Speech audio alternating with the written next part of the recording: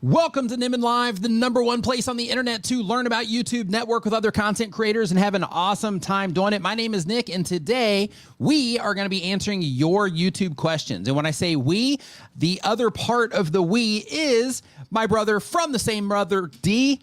What did I say? My brother from the same mother, D. Yeah, because you're adopted, it doesn't even matter. Right? That's true. That's true. How you doing? How's everybody doing? On this glorious, I guess it's what, Saturday morning? Yeah, over there. Over there. Yeah, for the folks in like Australia, like Doug and Chantel, it's you know, they're later than we are right now.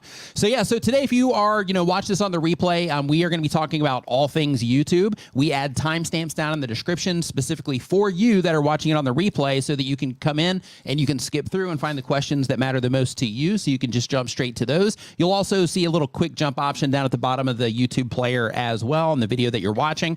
And for everybody that's here and for people watching on the replay, before we get into the actual content today, I do want to remind you that today's stream is brought to you by TubeBuddy, the #1 tool for YouTube content creators. TubeBuddy will help you optimize for your videos for discovery.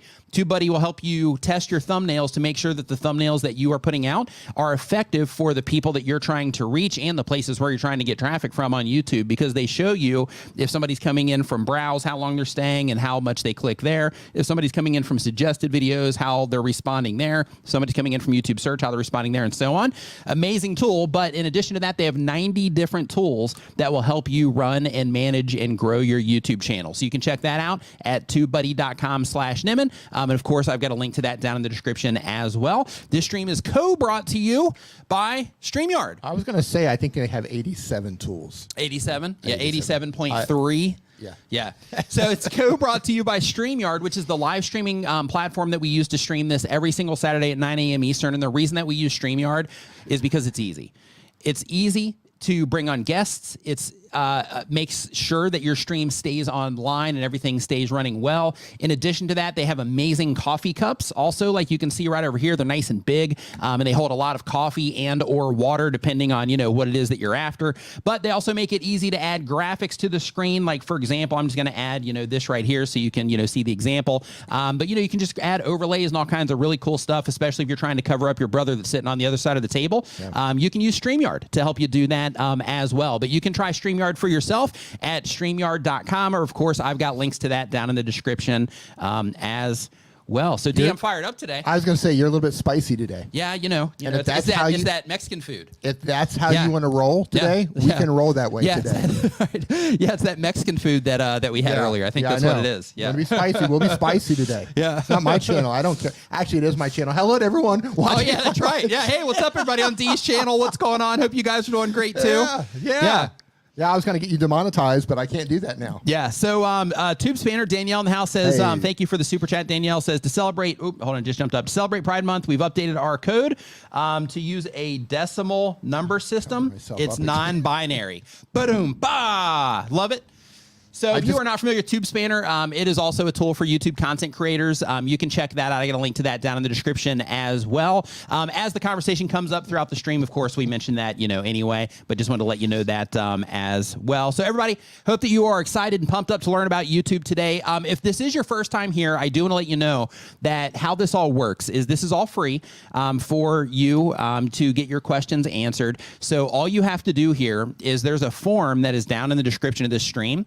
If you go down and you click on that form, you can just, fill out your, question that you have there, and then we answer them in the order that they are received. So again, this is all free. So all you have to do is put your question down there, and then we can get it answered on the stream today. And based on the amount of questions that we have right now, if you get your question in there right now, I guarantee you it'll get answered on the stream today. So go ahead and get that down there if you have any questions. So Tom Nash, what's up, dude? Hope you are doing fantastic. Nice to see you in here. My other brother, not from the same mother, he asked if so we need to get Quan in here. Oh yeah. So Quan has a really interesting YouTube channel here in Thailand as well. Yeah. It's like 50,000 subscribers. Yeah, and it's all in Thai language too. Yeah, all Thai language, halfway to the play button. Yeah. And hey, Quan, man, just so you know, we also, there's, I'm not gonna say we, but there's YouTube meetups here as well. So basically yesterday, for example, it happens at Food for Thought here in Chiang Mai. And at that meetup. It happens like every couple of weeks, but there's a Chiang Mai Facebook group for YouTube content creators, so check that out. Or if you just hit me up on Twitter or whatever, I'll just tell him either way, and I can just let you know when those are going down as well, if that's also something you'd be interested in checking out. So with all that out of the way, Chantel Hills, what's going on? Hope you are doing great. Thank you for joining the stream today, Creator Classroom. Super pumped up that you are here today. Doug Houston, YT, what is going on? Sharkstrapper, hope that you are doing fantastic as well. And the Jokes guy says, D has a channel? Last time I checked. What I don't have is a play button for my channel. That's true. A lot of you know the story. Ooh, you're spicy today too. We're not going to get into like that early. just now. We're only like 5 minutes in, and we got the play button thing going. We should get into the questions and reserve the play button conversation for a little bit later. Okay. Yeah, sounds good. So the very first question is from Xavier, Ray, and Glenn. And the question here is, they've been on YouTube first off for 1 year or more. The type of channel is long distance relationship vlogs. Oh. And the goal of the channel is to tell the story of our long distance love and to document. I feel like there should be a love song playing, like a ballad in the background or something, but says the goal is to tell the story of our long distance love and to document our relationship and the journey of bringing my girlfriend from the Philippines to the United States to make our relationship not so distant. The question: hey, Nick and D, thanks for answering my question in the last stream. Question is, my other channel, I've learned to title my videos for search and try to end up in YouTube search, but with this new channel of vlogging and storytelling, I was advised to target browse and suggested. Do you have any tips in titling my videos to target browse and suggested? Absolutely. So when it comes to, hey, Christina Smallhorn, thank you for the super chat. Thank you for the reminder that tomorrow is Father's Day in the United States. So if you are a dad, then in that particular case, happy Father's Day to you. And thank you, Christina, for the reminder, and happy day, Christina, to you. Why did you look at me when you say if you're a dad? Why did you look at me when you said that? I didn't. I looked at the camera. I saw that side eye. Yeah, I Quan, think... You see what he's doing to me, Quan? Yeah, I think there's some type of internal thing going on there, D. I didn't even look at you. You're like feeling guilty. I think is your what it lazy eye looked at me. Do I have a lazy eye? But anyway, when it comes to browse and suggested videos, here's what you want to make sure that you browse or recommendation system versus YouTube search. Here's the difference. When you are first, let me be clear. When you publish a video to YouTube, it can show up in YouTube search. It can also, or it will also get recommended in YouTube's recommendation system. The idea is to think about it from the lens of, okay, if this shows up in search, the people that are looking for it there, how are they going to find it? And if this gets recommended on a homepage or suggested next to another video, how am I going to grab the attention of the people that I'm trying to reach and actually pull them into the content? So this all comes down to your packaging, of course, in terms of your topic, your title, and thumbnail. The reason we start at the topic is because if you're making something specifically for search, then of course the topic of that might be different than if you are making something specifically to do better in the recommendation system. So for example, if you were making a video for YouTube search as a vlog, this might be something like, the best mall in whatever area it is that you happen to be in. And, then you would put maybe like a bar and then say something compelling after that. But the idea is that you would be targeting the phrase best mall in, whatever area that you're in. And your vlog would be about, your trip to that mall. The way to think about that from the recommendation system is if somebody logs on to YouTube and they're not expecting to watch your content, then in that particular case, if your video is about, the best mall in this particular area, people, might care about that, but more people are going to care about that if they're in that particular area, if they're going to that area. So how do you actually get the attention of the people that don't, that aren't really watching it for the sake of finding out what the best mall is, but they are, interested in vlogs? Then in that case, it could be something like, I can't believe how amazing this mall was, this shopping mall was. And then what you do there is you open it up to a more broad audience, right? And that's what you got to think about when you're going after, recommendations, but you open it up to a more broad audience then, because then the content is accessible for more people, or it's open for more people to even be interested in, because you're not isolating it down to, a specific area from the outside, right? In terms of your topic, title, and thumbnail.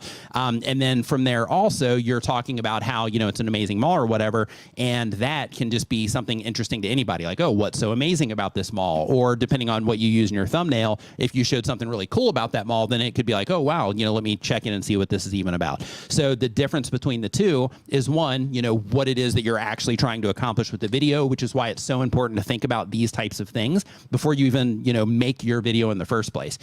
Because when you have the video already, then you have to kind of force some of these ideas into the video. But if you think about it first and you think about, okay, this is the topic that we're going to do, where are we going to try to, bring attention to this video, then that helps you, put everything together in a much better way that's more appropriate for, wherever it is that you're trying to get the most traffic from. Super chat. Neil, Urban Van Life. See here, Neil, Urban Van Life. Hope you're doing awesome, man. Let me go into this other thing here and grab this so I can see what you said. Father's Day. Says in the UK farthest day in the UK as well. So it's the farthest day over there, but in the States it's Father's Day. But in the UK it's farthest day. Hope you're doing awesome, Neil. So next question that we have on the list, and again, if you are just joining us, I've got a link to the form down in the description where you can go ahead and get your questions down there. Again, this is all free thanks to our sponsors, TubeBuddy and StreamYard. So you can just go down to the description, you can find the link to the form, and then put your question in there if you have a question that you want answered. Christina says, a lazy eye is better than a lazy dad. Yeah, that's true. What are you trying to say, Christina? That's true. That's true. Hey, Christina, thanks for the support. Are you guys chatting behind my back? What are you trying to say? Yeah, we have a bunch of setups. Yeah, her whole thing. Yeah, she comes in. She's like, all right, we're doing the setups. Yeah, we planned this. You got the alley-oop. Yep. So Winged Horse Designs says they upload 1 time per week or more. They've been on YouTube for less than a year. The type of channel, thanks for the super chat, iPhone Chris. Super appreciate it, man. Type of channel is paper crafting demos. The goal of the channel is to inspire others and to increase my audience. The question is, could you give a brief explanation and demo about redirects? Why should we use them? When to use them and best practices? I still get a bit confused between end screens, cards, and redirects. Okay.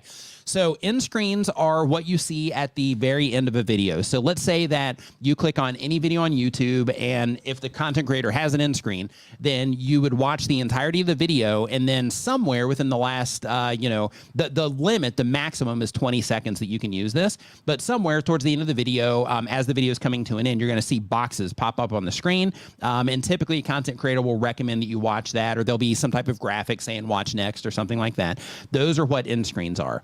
Cards are the little box that will pop up in the very top of the screen, and it just pops up as a circle. You'll see like a little, bit of information coming out, like a little title and whatnot. And that is also in you can find that when you are uploading your videos as well, and videos that are already uploaded, you can just go into the video details page for those. But basically, it's going to be the little eye icon that pops up in the top corner of the screen. That's the card.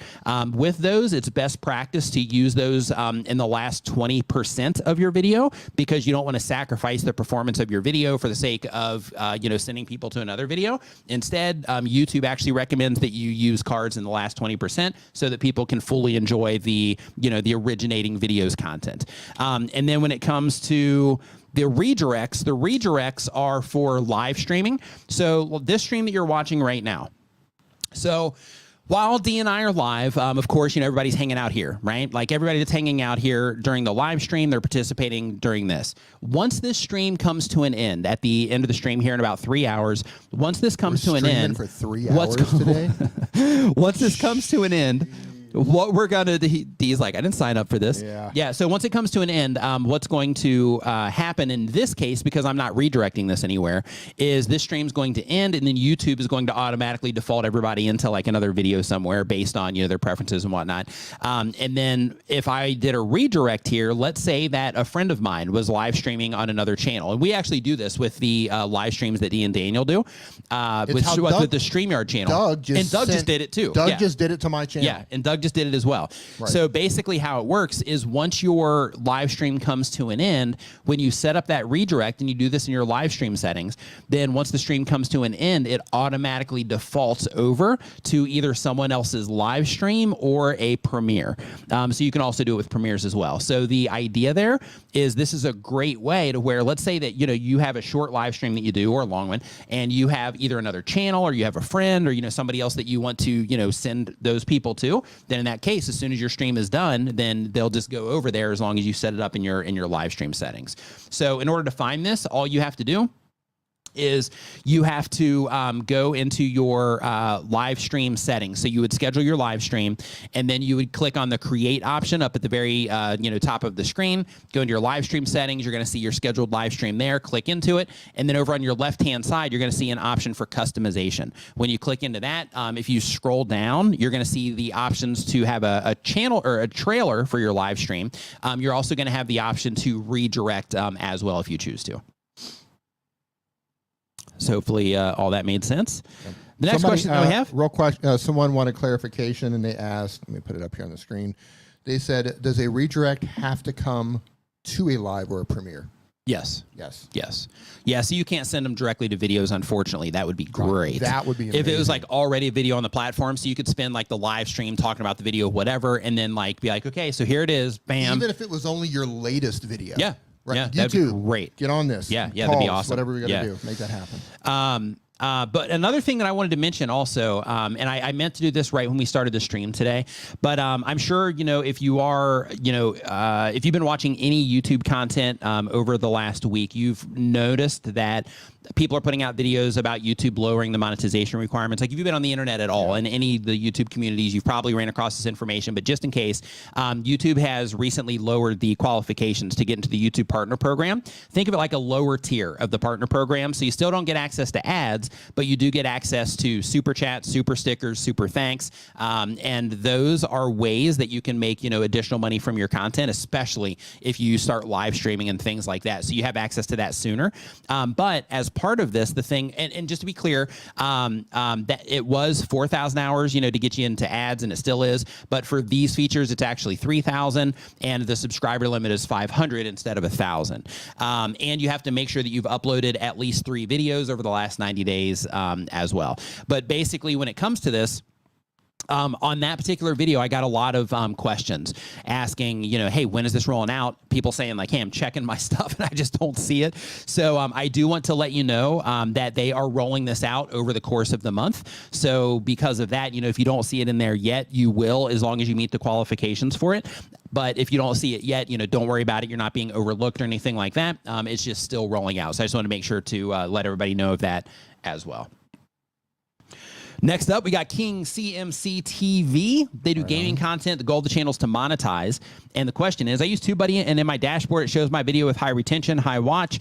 Then it shows the tags to put into the video, but the tags do not go with my video. For example, Call of Duty gameplay, I use the call of tag, but the high retention will say to use Kubota mini excavator to drive traffic. Should I use that tag or just keep using tags that fit your video? So absolutely. So when it comes to your metadata, just in general, you just always want to make sure that the metadata that you are using, if it's your tags, if it's what you're writing in your description or whatever, you just want to make sure that it's relevant to the video, because the whole idea with that is just to give a little bit more context to what, what's going on with the video. So you want to make sure that it is relevant to the actual video.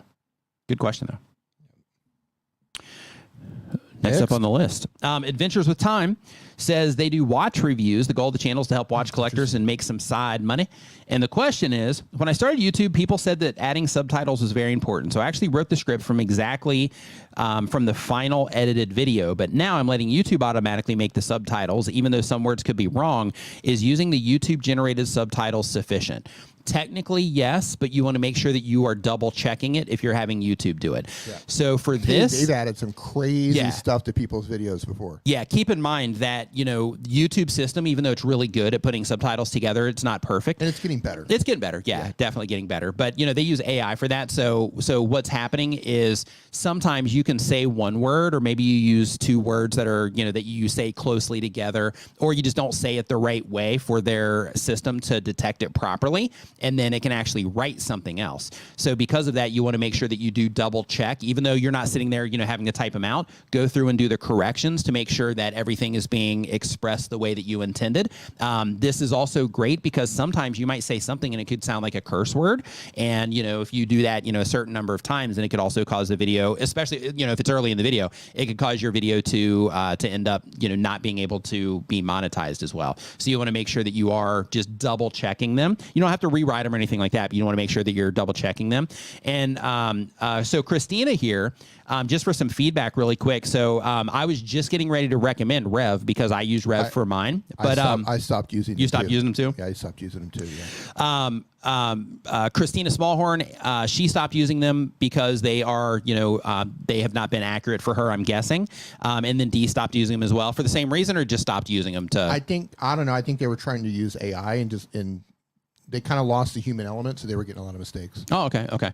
Yeah, so I still use them on mine. I haven't ran into any issues. You're probably not paying attention. But yeah, but that's possible. I need to go through and find all the crazy stuff being said in your videos. Sure. No, actually, it could have just been like, mistakes happen. Yeah, right. Totally. Everybody else is rocking, and Christina. Yeah, I've had issues in the past though. Like I've had, usually if there's a problem in there, somebody will mention it in a comment. Yeah. And then if it's something really weird, they'll mention it in the comment and they'll say that it that it isn't right or whatever.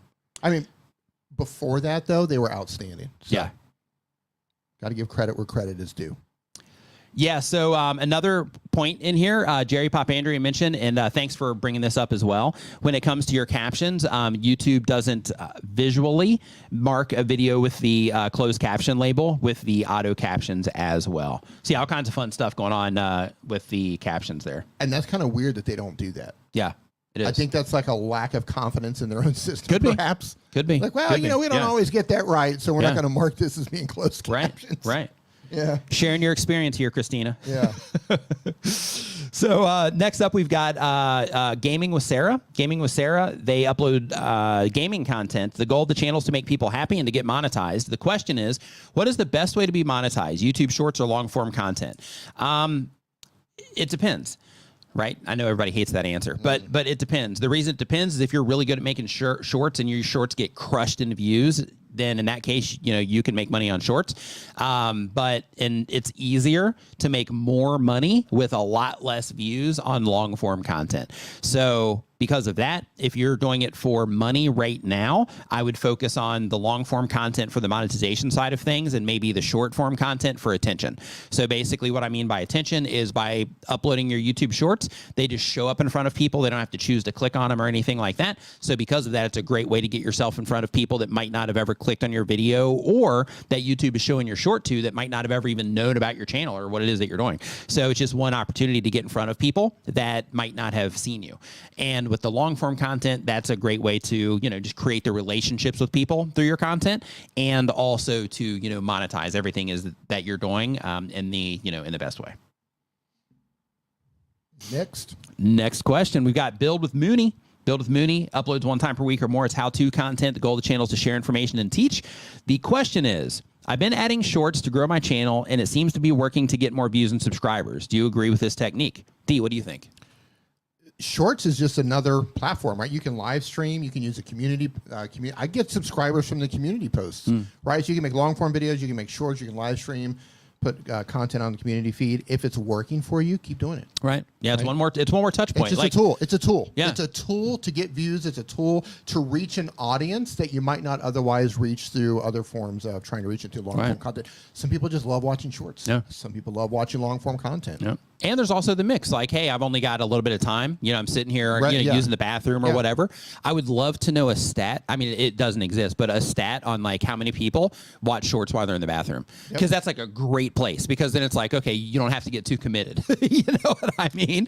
But if you watch like a 20-minute video, you're like, okay, well, my legs are going to be asleep. So, so this probably isn't the best time. Yeah. Hold on. That would be an kind of gross, but YouTube, we are brainstorming for you today. Number one, we need to be able to redirect our live streams to our latest video.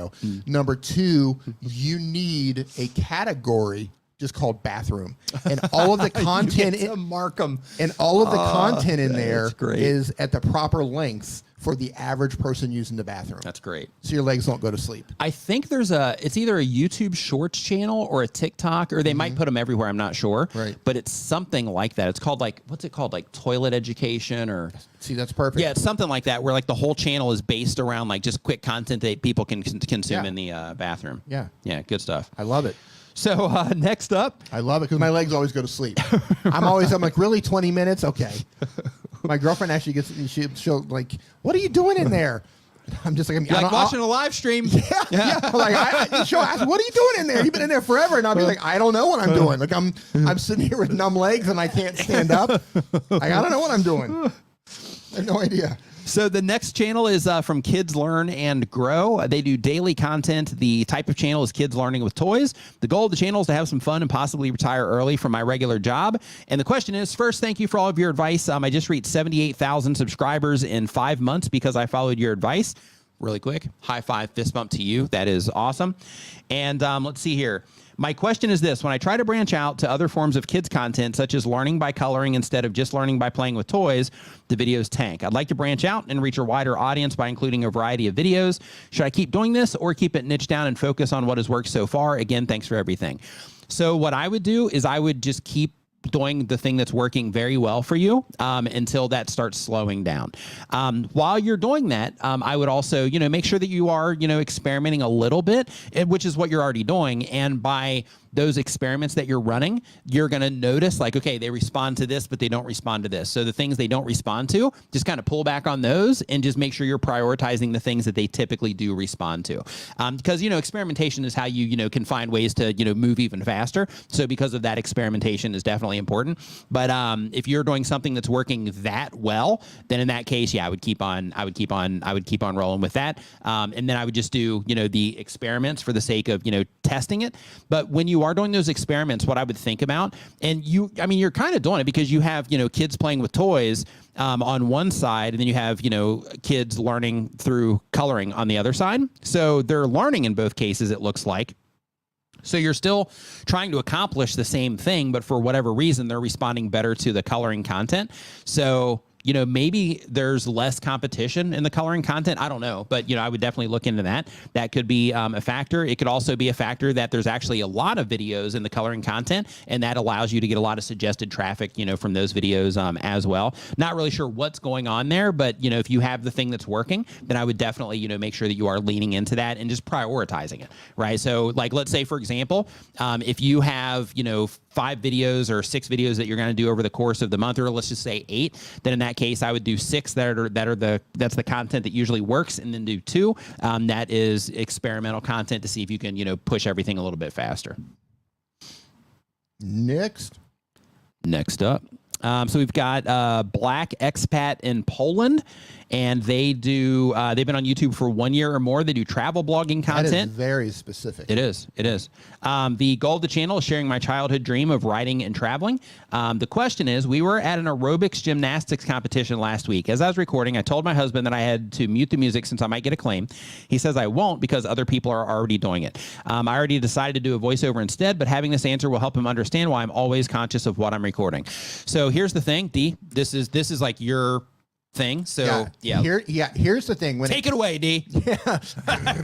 When it comes to copyright issues on YouTube, the first thing you have to understand is that there's a ton of bad information out there. Some people will say, well, you're allowed to use 5 minutes or 5 seconds, or you're allowed to use 3 seconds. None of that is true. Mm-hmm. If you are using anything, it could be a video, it could be an image, it could be a piece of music that you do not have permission to use, you do run the risk of receiving a copyright claim or a copyright strike on your channel. If you get, 3 strikes within a 90-day period? Yep, that's it. You're out. They can terminate your channel. Mm-hmm. 3 strikes in a 90-day period, you can terminate your channel. Now, in terms of music that's being played outside, you can absolutely get a copyright claim or a copyright strike.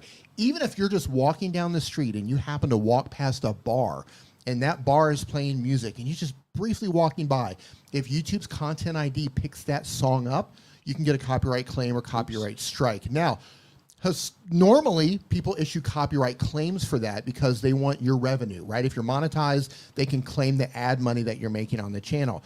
However, the Eagles, I know a lot of you have heard of the group called the Eagles. Eagles. Eagles. I think Hotel Arizona, I think. What is it? Okay. Hotel New York. Arizona? Hotel New York? Is that the John Wick Hotel? No. Hotel California. You guys all know the Hotel California song. So they have been issuing copyright strikes against channels who have been doing covers of their songs. So hey, they said that you can check in, but you can never leave. Right? They said check that. out anytime you want. You can never leave. Right. So, it's one of the, a lot of people say, oh, it's just a copyright claim. Don't worry about it. Mm-hmm. The Eagles are issuing copyright strikes. Strikes. Yep. So, if you do not have permission to use something, don't do it. That being said, there's a ton of resources out there to get music, including YouTube Music. Nick and I actually have a music service. You can put that up on the screen. There you go. You can use our music if you want. There's Epidemic Sound. They're fantastic. Artlist is fantastic. YouTube Music itself.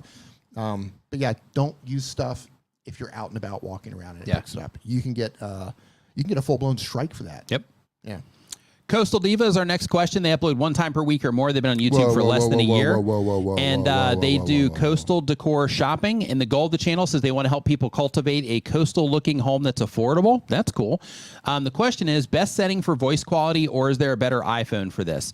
Okay, so here's what you want to do. Here's what we want to do. We need to get rid of St. John Butler. Oh, that's funny. Come on, no, he's man. saying that Creator Mix is greater than the Eagles. So that's good. That's good, right? That's good. That's good, yeah. Yeah. No, so, I love the Eagles music. Huge Eagles fan, by the way, and I'm really disappointed. Yeah. Really disappointed in hearing this. Yeah.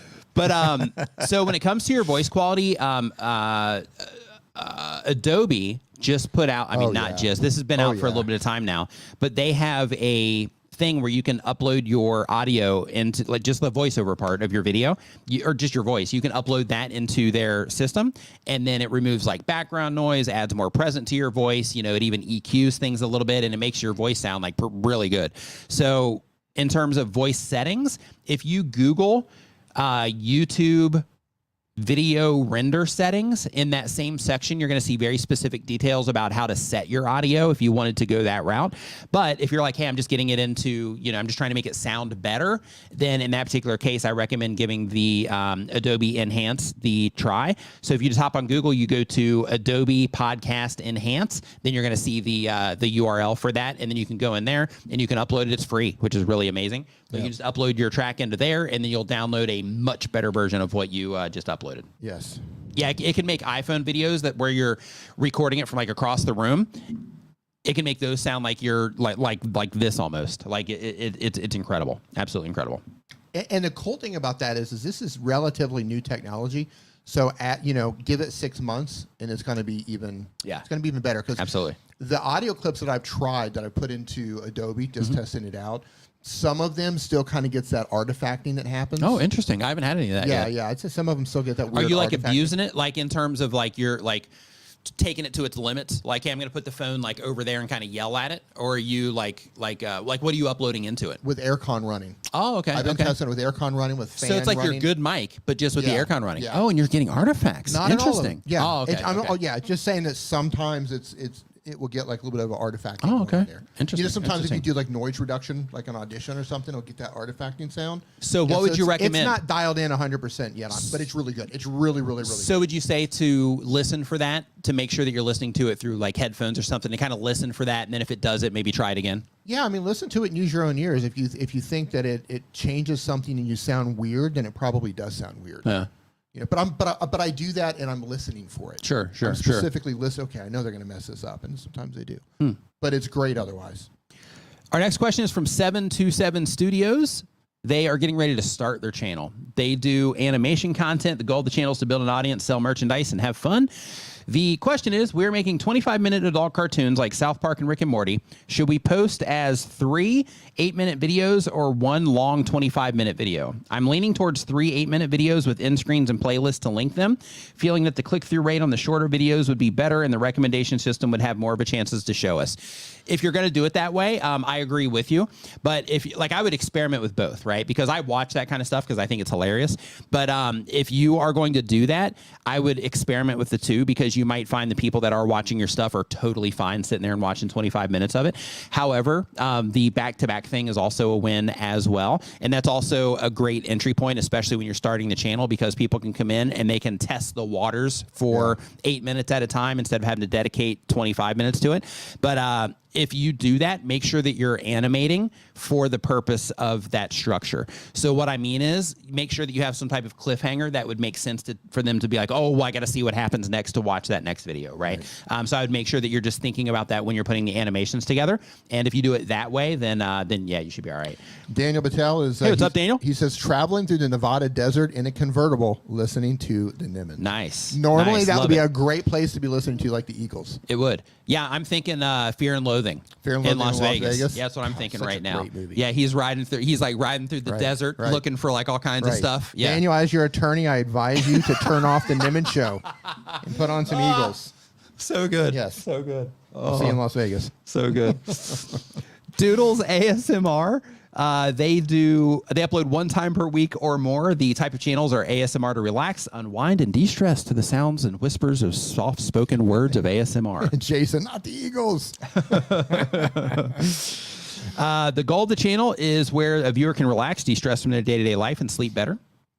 The question is, the new monetization coming for 500 subs and 3,000 hours watch time. If you go in for this, can you still go for the 1,000 subs and 4,000 hours watch time when you get there?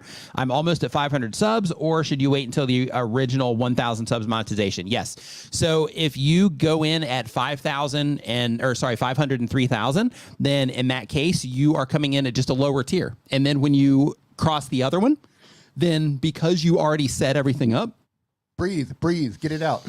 Because you already set everything up, you are going to just automatically get the ads turned on once you cross those milestones. So if you go ahead and get in now and you are able to take care of the fan funding options, or you qualify for that, then you can go ahead and get all that sorted so that when you do cross the milestone for the ads, that you already have all of everything set up and you're ready to rock and roll. So then as soon as you cross that threshold, then you're already set up and ready to go. So yeah, go ahead and get in there now if you meet the qualifications, and then as you progress, then the rest will just turn on as you get there. Good question. Next, hey, Tommy T's Extreme Coasters. Thank you for the super chat. All right, so let's see here. Next up, we got Jerry Popandria. Says he does food content. The goal of the channel is to one day visit Thailand and eat Mexican food. Hey, you are speaking my language, my man. And happy birthday to your son, by the way. Yeah, happy birthday to your son, Jerry. It's a dream to eat Mexican food in Thailand. Yep. Yeah, it's like it's funny when I met up with Alex. Yeah. He's like, okay, so let me get this straight. You live here, but you don't eat Thai food. And I'm like, yeah.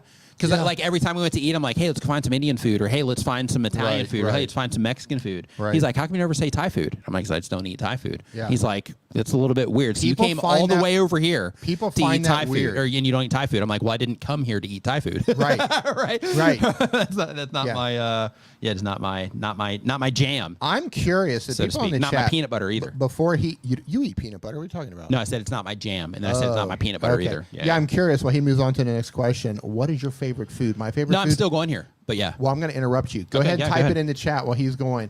My favorite food is going to be Indian food. Indian food. Yep.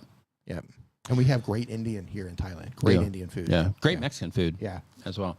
So the question is, when you start seeing end screens as a major traffic source, what other things should you be looking at for the channel or video level?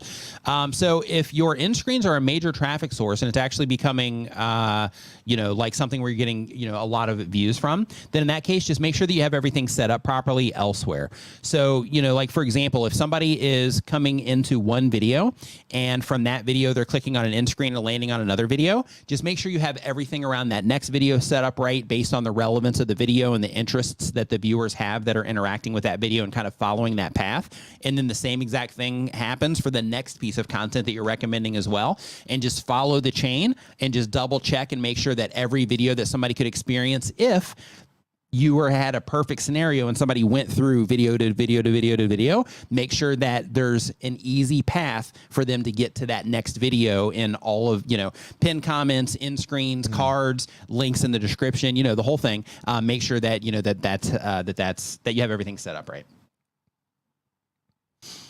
Next up, we got Squared Phoenix Gaming. Square Phoenix Gaming, been on YouTube for less than a year. They have a gaming channel. The goal of the channel is to become an authority in the field. And the question is, hey guys, thanks for taking the time to look at my question. I've uploaded 2 videos in a series lately. They're gaming clips compilation. One video has 4 million impressions and 350,000 views. The other has 8,000 impressions and 1,000 views. The videos have the same SEO, title, similar thumbnail, same tags, description, format, etc. The video The videos had almost exactly the same CTR, within 1% of each other from launch. The videos had almost exactly the same view duration. The only difference I can see analytically is the impression. My original video is still going strong with other creators. And other creators have released a very similar videos in the same format with the same audience who are getting lots of traffic, so there's clearly a want for it. My views come from browse and search, only as I don't have to advertise my subs, and they're a mixed audience. I tried reaching out to YouTube for info, but all I received from copy and paste responses that tried to teach the basics of CTR. Any ideas as what the issue might be, or does it pan out like that sometimes? So first off, if you've uploaded 2 different videos, then those videos are going to be treated differently. So every video doesn't get treated exactly the same. So you might have the same topic, you might have very similar thumbnails, very similar titles, even very similar videos.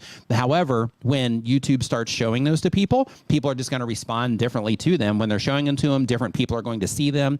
And if you've uploaded them, like at the same time or something like that to try to test to see kind of what happens in that scenario, then in that case, those videos are also competing with each other, also, and one will get prioritized over the other. So, so because of that, like what you are dealing with is just the fact that, not every video is exactly the same, and not every, like when you publish 2 videos, even if they're identical, they'll still be treated just a smidge different, inside of YouTube. So that's what's going on there. Another thing can happen is you can publish 2 videos and one of them doesn't do well for quite some time, in 3 months, and then it comes back months, later, or 9 months from now, that video could just have a rocket, just straight up growth. Yep. You never know. Right. That video could become more relevant 6 months down the road or something like that. I was had looking a ton of videos take off later.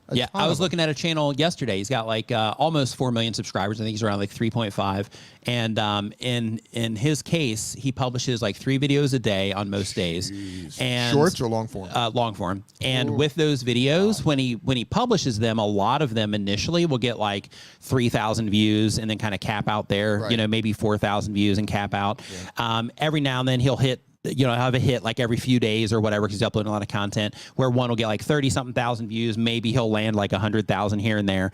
But if you scroll down and you start looking at all the older videos, like all of the older videos, they stack up the views over time, right? So like all of the stuff, like 90 days past and, all of that, those have, just a substantial amount of views in comparison.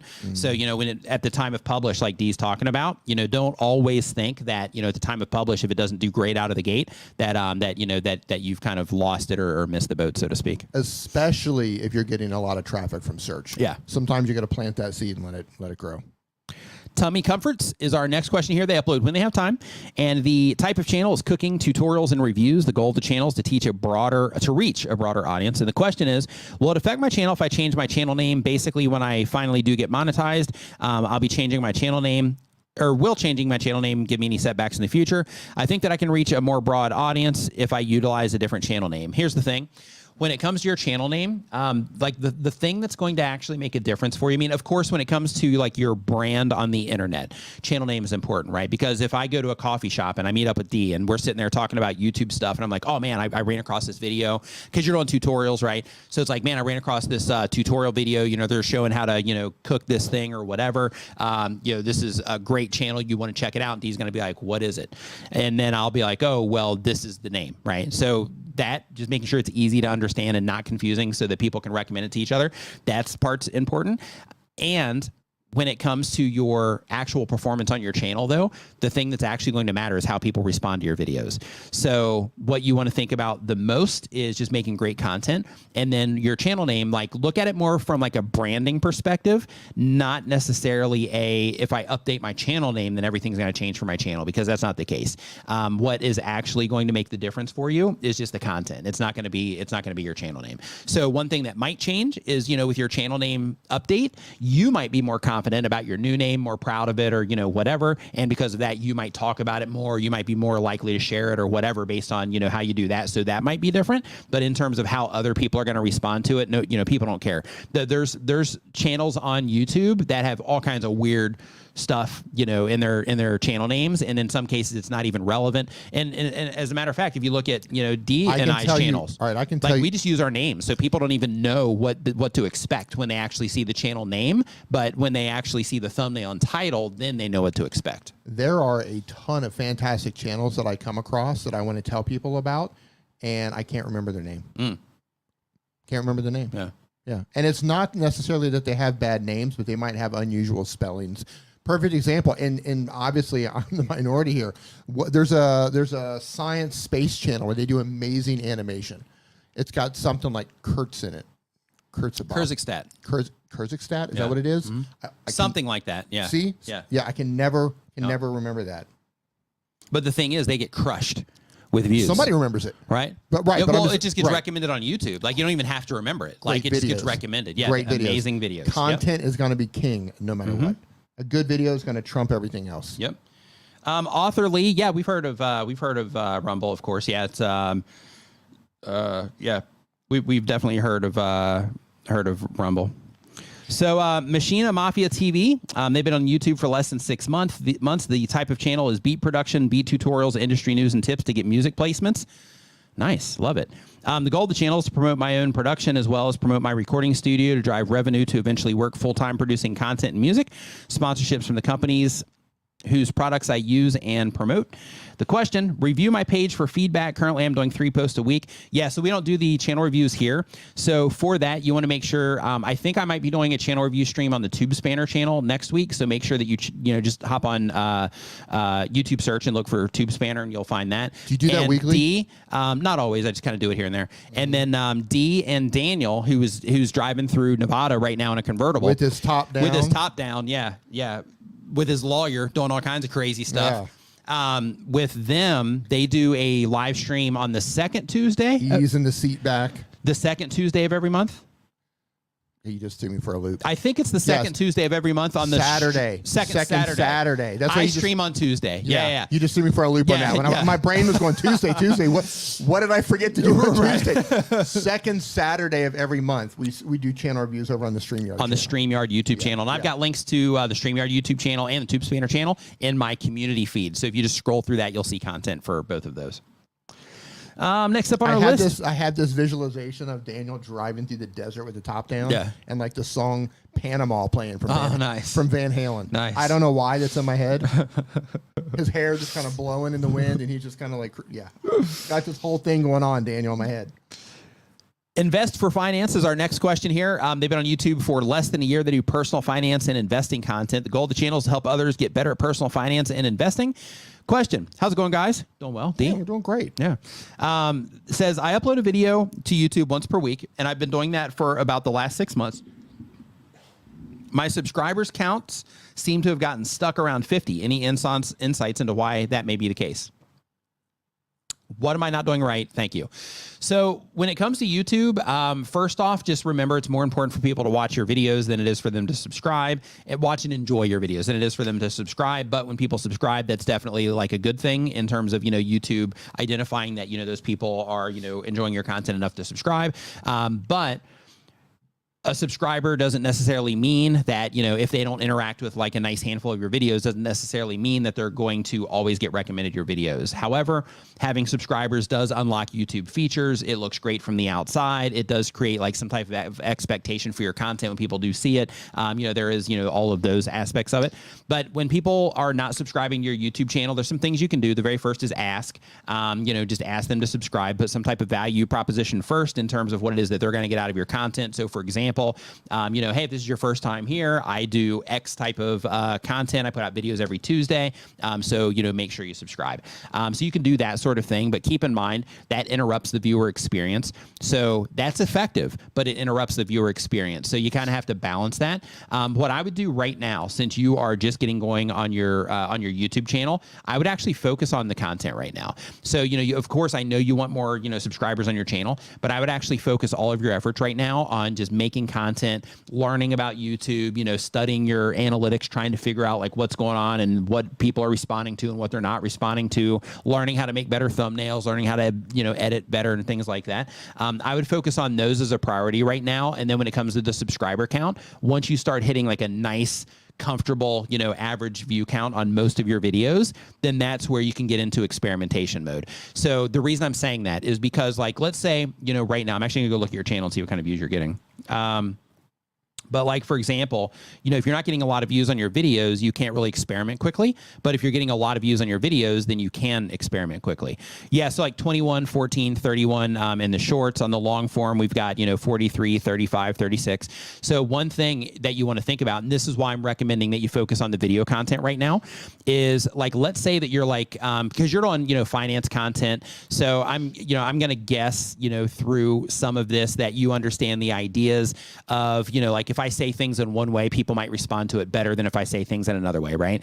So when you are experimenting with like, 43 views at a time, then in that case, you don't have a lot of data coming in to let you know how much something's actually working, right? But if you can work on the videos and get your videos performing better and, you're getting 1,000 views per video, then in that case, you can get data back a lot faster, right? So then you can say, okay, I'm going to experiment now that I'm getting, a nice average view count. I'm going to experiment with adding a subscribe call to action somewhere, after I hook the viewer, and then after I start getting into the content, I'm going to experiment with some calls to action to see if I can figure out one that typically converts well for the people interacting with my content.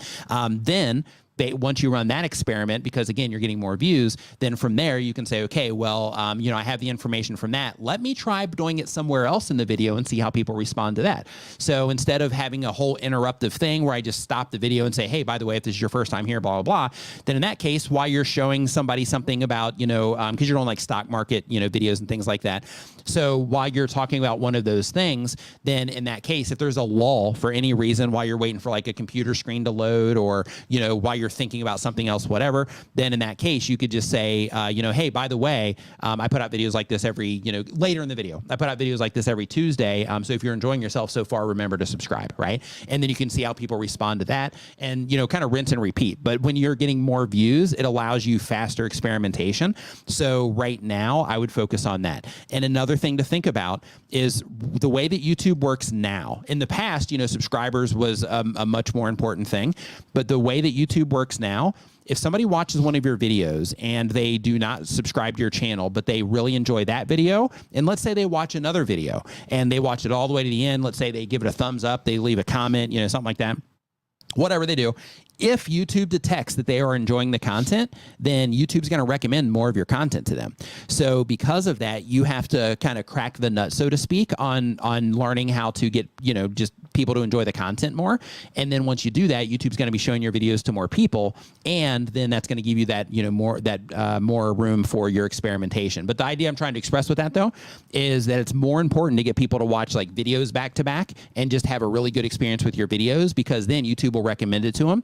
However, if they subscribe, then in that particular case, they'll probably, get recommended some of your videos. But if they don't actually, get too far in your content, then in that particular case, it's possible that even though they subscribe, that YouTube might not show them a bunch of your content. So because of that, right now, I would just focus all of your efforts on like learning how to make better thumbnails, because I'm looking at your channel right now, on learning how to make better thumbnails, making sure that you're, optimizing your titles right, and, making sure that you're paying attention to your analytics in terms of your audience retention reports to see how people are actually, responding to the video content when they're in there interacting with it.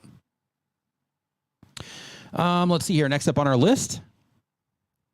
Next. And by the way, I saw some questions in the chat. Somebody asked about Rumble and somebody else was talking about, should I upload there? If you're questioning about should you upload to other platforms, I think you should try it. Yeah. Whatever the platform is, test it. Yeah. Test it, because you don't know where you're going to find an audience. Right. And when I say test, I don't recommend just like throw up a video. Right. Like, make a commitment and upload 10, 15, 20, 30 videos, 50 videos to there, and then see if you can find an audience on this platform, because you never know where you're going to do well. Right. Learn Spanish World. They do educational content. The goal of the channel is to provide value to my community while trying to become a full-time YouTuber. The question is, I've been flat out and feeling exhausted. I work full-time and it's been such a busy school term. I look after several classes. I had to mark more than 300 assessments. I need to complete the same number of school reports, parent-teacher interviews. I feel exhausted and this is affecting my channel upload schedule. I'm struggling to find time, energy, and motivation. Any advice as to how a YouTuber faces these obstacles? I wish I could quit, but I'm not there yet. So when it comes yawning. To, I'm over like I was off camera and just like my mouth was like this big. I'm like yawning while you're talking about. You're like, yeah, I'm exhausted. I'm just like, you're like, yeah, I'm exhausted too. Yeah, I'm like, we should have more coffee before we came in. So when it comes to just trying to balance a bunch of stuff, right? Like how many people here in the chat have like, you know, relationships you're trying to balance with your YouTube channel, with your job, with school, you know, like with a bunch of different things. If that's you, just say me in the chat, just so, you know, they can just kind of get a pulse on that. But when it comes to your content, the very first thing to think about is, of course, you got to get through school, right? So you got to get through that. So of course, you have to prioritize that. Or you just kick those kids to the curb, focus on YouTube. But you got to get through school. So of course, you know, you got to prioritize that. But when it comes to your YouTube channel, if you are, you know, just completely flat out exhausted, what's going to end up happening is you are going to hit a place, and you might be there now, where you're going to be like, you know what, I can't do it all. And when that happens, something is going to have to give. So it could be the content type that you make. It could be the entire YouTube, you know, thing, but it could just be the type of content that you make. So for example, I had to do this too.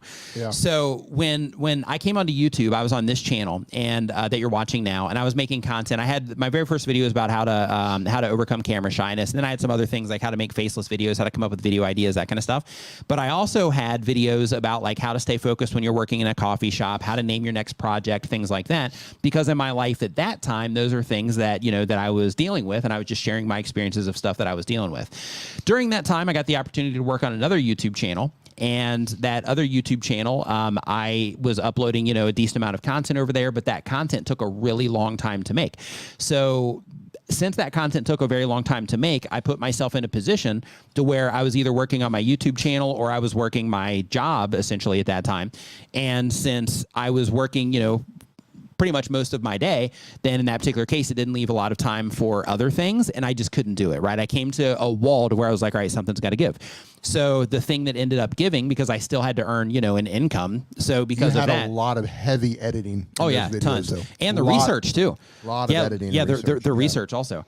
But like, so the decision that I had to make at that point in time was to come back to this channel and start, you know, talking about those things again, because this content was just easier and faster to make. So my sacrifice at that time was to, you know, step away from that content and come back here. Originally, my goal was to get this channel profitable enough to where it would carry, you know, the income side, and then I could go back to that other channel. But this started doing so well that I was just like, hey, you know, I'll stay here, whatever. But the idea I'm trying to express is, if you're making a certain type of content and it takes a while, then in that particular case, your path might be, this is just something to think about, but your path might be to temporarily or possibly, you know, into the long term, make content that's easier to make or simplify what it is that you're doing. So for example, if you are doing content that requires a lot of research, you're doing content that requires a lot of heavy editing and things like that, then you have some options. One is to not make the videos as long, which would mean that you need to edit less. Another thing that you can do is not make them as graphically intense. If you do add a lot of graphics and B-roll and things like that, kind of slow that stuff down a little bit. And other things that you can do if you wanted to, and if you were able to, is you could also hire somebody to help. Yeah. So, you know, there are websites like onlinejobs.ph, upwork.com. You know, these websites, you can actually find, you know, editors and train them up and things like that. And you can do it for a really reasonable cost. And by doing that, it would open you up. It would cost you money, but it would open you up to be able to focus on all of the things that you need to do, and then record the content and then pass it off to somebody else to edit, which we all know is, you know, a big part of the process. So there's that. And then there's also figuring out how to work more efficiently. So for example, if you are going to edit yourself, making sure that you're setting up, you know, templates in your editing software. So if you have, you know, graphics that you commonly use, like lower thirds and end screens, things like that, making sure that you're adding those into your template file so that you can start each new video with that template, and you already have that stuff in there. If you want to level that up, then of course, if you have any types of like, you know, arrows and circles or anything like that, because I see you make educational content, then in that case, you know, having some of those things already in there so you can just grab and slide them around. If you have, you know, like a nice stack of music that you could put in the audio section, so then that way you have some of that already available, so you don't have to go and hunt a bunch of stuff down. But by doing those types of things, it can help you go through the process faster. And then of course, there's batch recording and batch editing and all that stuff. So with batching, what that means means is you do different parts of the process. You work on like 2 or 3 videos at a time instead of just working on one. And then each free time, each moment that you get, then you work on, you know, an additional aspect of it. So for example, if you had time in one day to where you could upload, or we'll say research or script, you know, 3 videos, then go ahead and get those out of the way. And then when you go to record, then you can record 3 videos at a time. And then you get that out of the way, and then you got to figure out the editing part, and you work that into your schedule when you can. So, you know, there's all of those things to kind of help with that process. But keep in mind, you know, YouTube can, like if you're being aggressive about YouTube and you're ensuring that you're hitting, you know, your, you know, video like once a week or 2 videos a week or whatever it is that you're doing, when you're taking it seriously, sometimes there is, you know, a period of time where you just kind of have to, you know, get through it. And, you know, if it's something, because you said that, you know, you're trying to become a full-time YouTuber. So in that particular case, you know, you know, clearly you're going to be taking it seriously if you're trying to become a full-time YouTuber. And if that's the case, then you need to make sure that you know, you might need to sacrifice, you know, for a little bit of time in order to, you know, get through it. Sacrifice the kids. Yep. Speaking of, the Wholesome Home says, does anyone want 3 kids so I can focus on my channel? It depends. Can they make iPhones? Because if they can, maybe send me a message. We can work something out. So, yes, like, you know, it's those kinds of things too, you know, like in your case, you know, the Wholesome Home, you know, like you've got 3 kids that you have to manage, and then, you know, like any, you know, work that you do, things like that. Straight up. If you are a respect parent, to anybody that, if you are a parent who is finding the time, however you're able to find it, to make content on any platform, you have my utmost respect. Like, I can't even upload, and I don't have kids. So I don't know how people do it with children. Yeah. I truly don't know. So yeah, my hat's off to you. But he kept his hat on. You see that? So that was kind of like a sort of hat off. Yeah. Yeah. I tipped the hat. I tipped my hat to you. So Crypto Factor. Seriously, I don't know how they do it. Yeah, I don't either. Can you imagine? You've got a dog. Yeah. Not that I'm saying kids or dogs. Right. Imagine having like 6 dogs. Right. And you're taking care of all the dogs, and you're it's still not the same, because you can just like put a dog in a room and leave it alone. You can't do that with a kid. You can't? You're not supposed to. I mean, I guess you probably could, but you're not supposed to. Mom, why did you do that to us? Yeah. Well, I was the adopted one. She actually adopted me because she didn't care much for you. Yeah, I was gonna say. So yeah, apparently you can't. So you were the one in the room. Yeah. Apparently you can't put kids in the room. Yeah. Shut the door. Or the basement. The lights off in the corner. So the Crypto Factor says, hey, love your stuff. If you have a product, coaching / course, does it make sense to use paid advertising to promote a video selling these, or will that kill your channel? How would you guys go about it? So if it was me, I would go about it, and I'm actually going to be putting that course out soon. But with me, I would just make organic content for YouTube. I would target YouTube search that solves all of the problems that the people that you're going to be, you know, showing your course to, or the people that would be, you know, prime candidates for your course.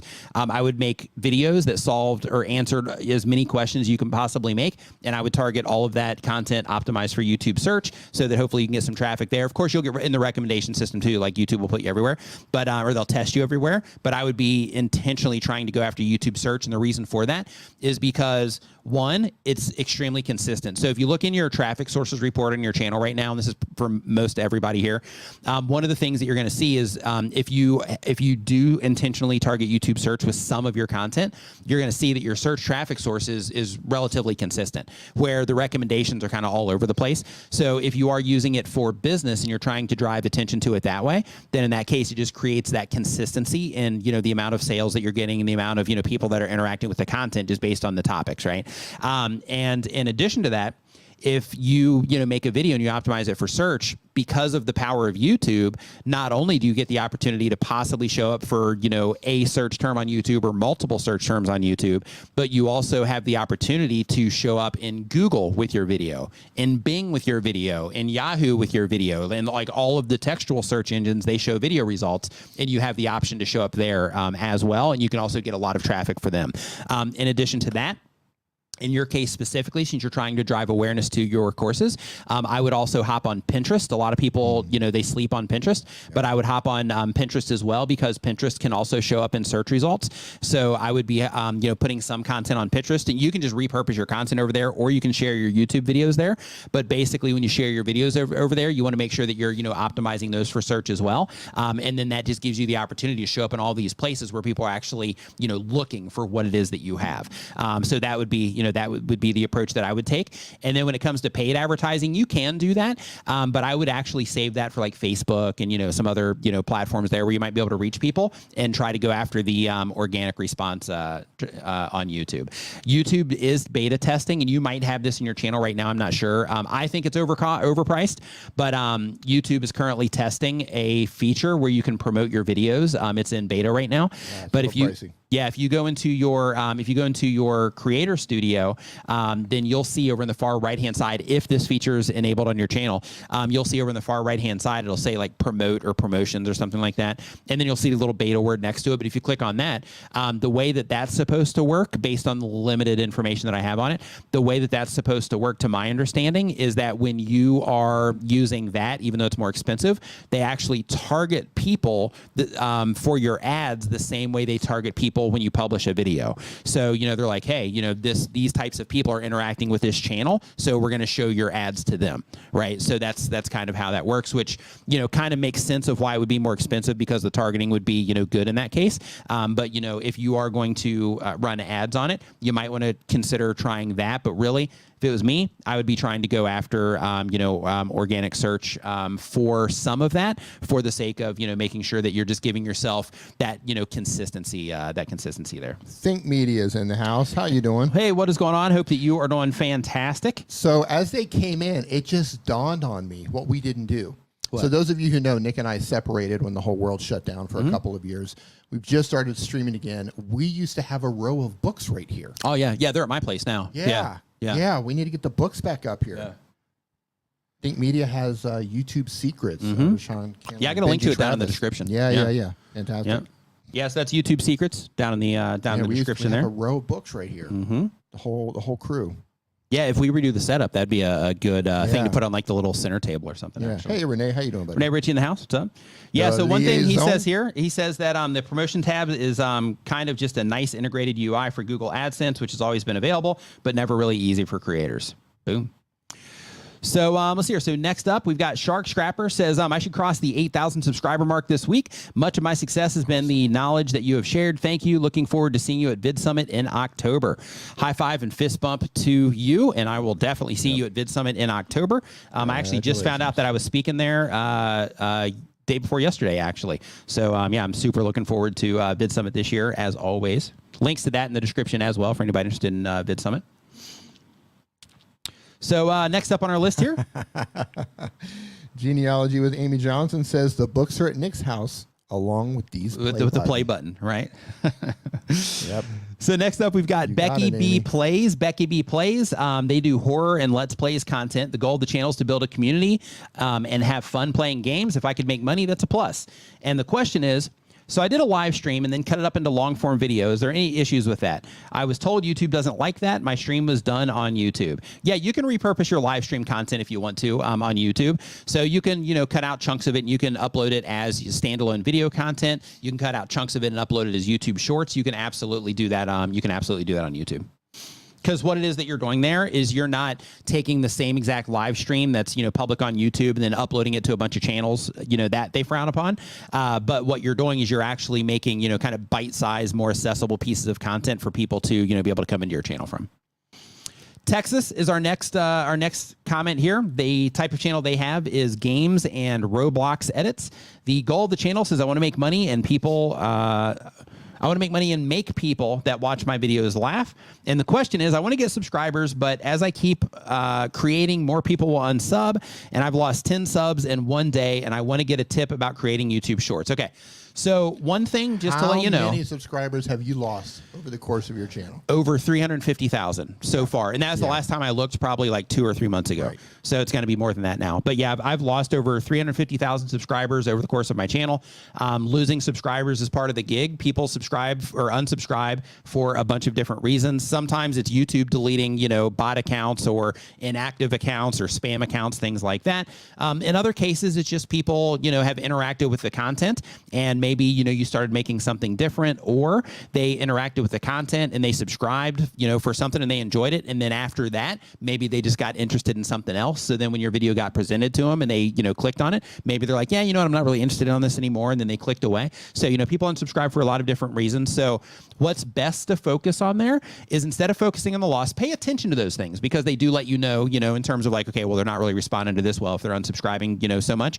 But when it comes to those sorts of things, try to focus on what's ahead, right? Because, when people are unsubscribing, on videos that you've already made, there's not a lot that you can do because those videos are already public on your channel. So you want to take note and you want to think to yourself, like, is there a reason they might be unsubscribing? But then from there, you want to just focus on like, okay, well, if they're unsubscribing there, for the new people that come in, I want to make the best content I can possibly make, add the most value that I can possibly add to these new people that are coming in, so that I can, hold them, for hopefully, for the entirety of my YouTube channel. Next. Yeah. So Pixie Dust Traveler says, I thought about going to VidSummit, but I have to wait until my channel can pay for it. Yeah, that's what a lot of content creators do, is they will, just kind of wait until they can kind of reinvest that way. When it comes to, VidSummit, for everybody, just in case you don't know, VidSummit's happening in Dallas, Texas in October, from October 3rd to the 5th.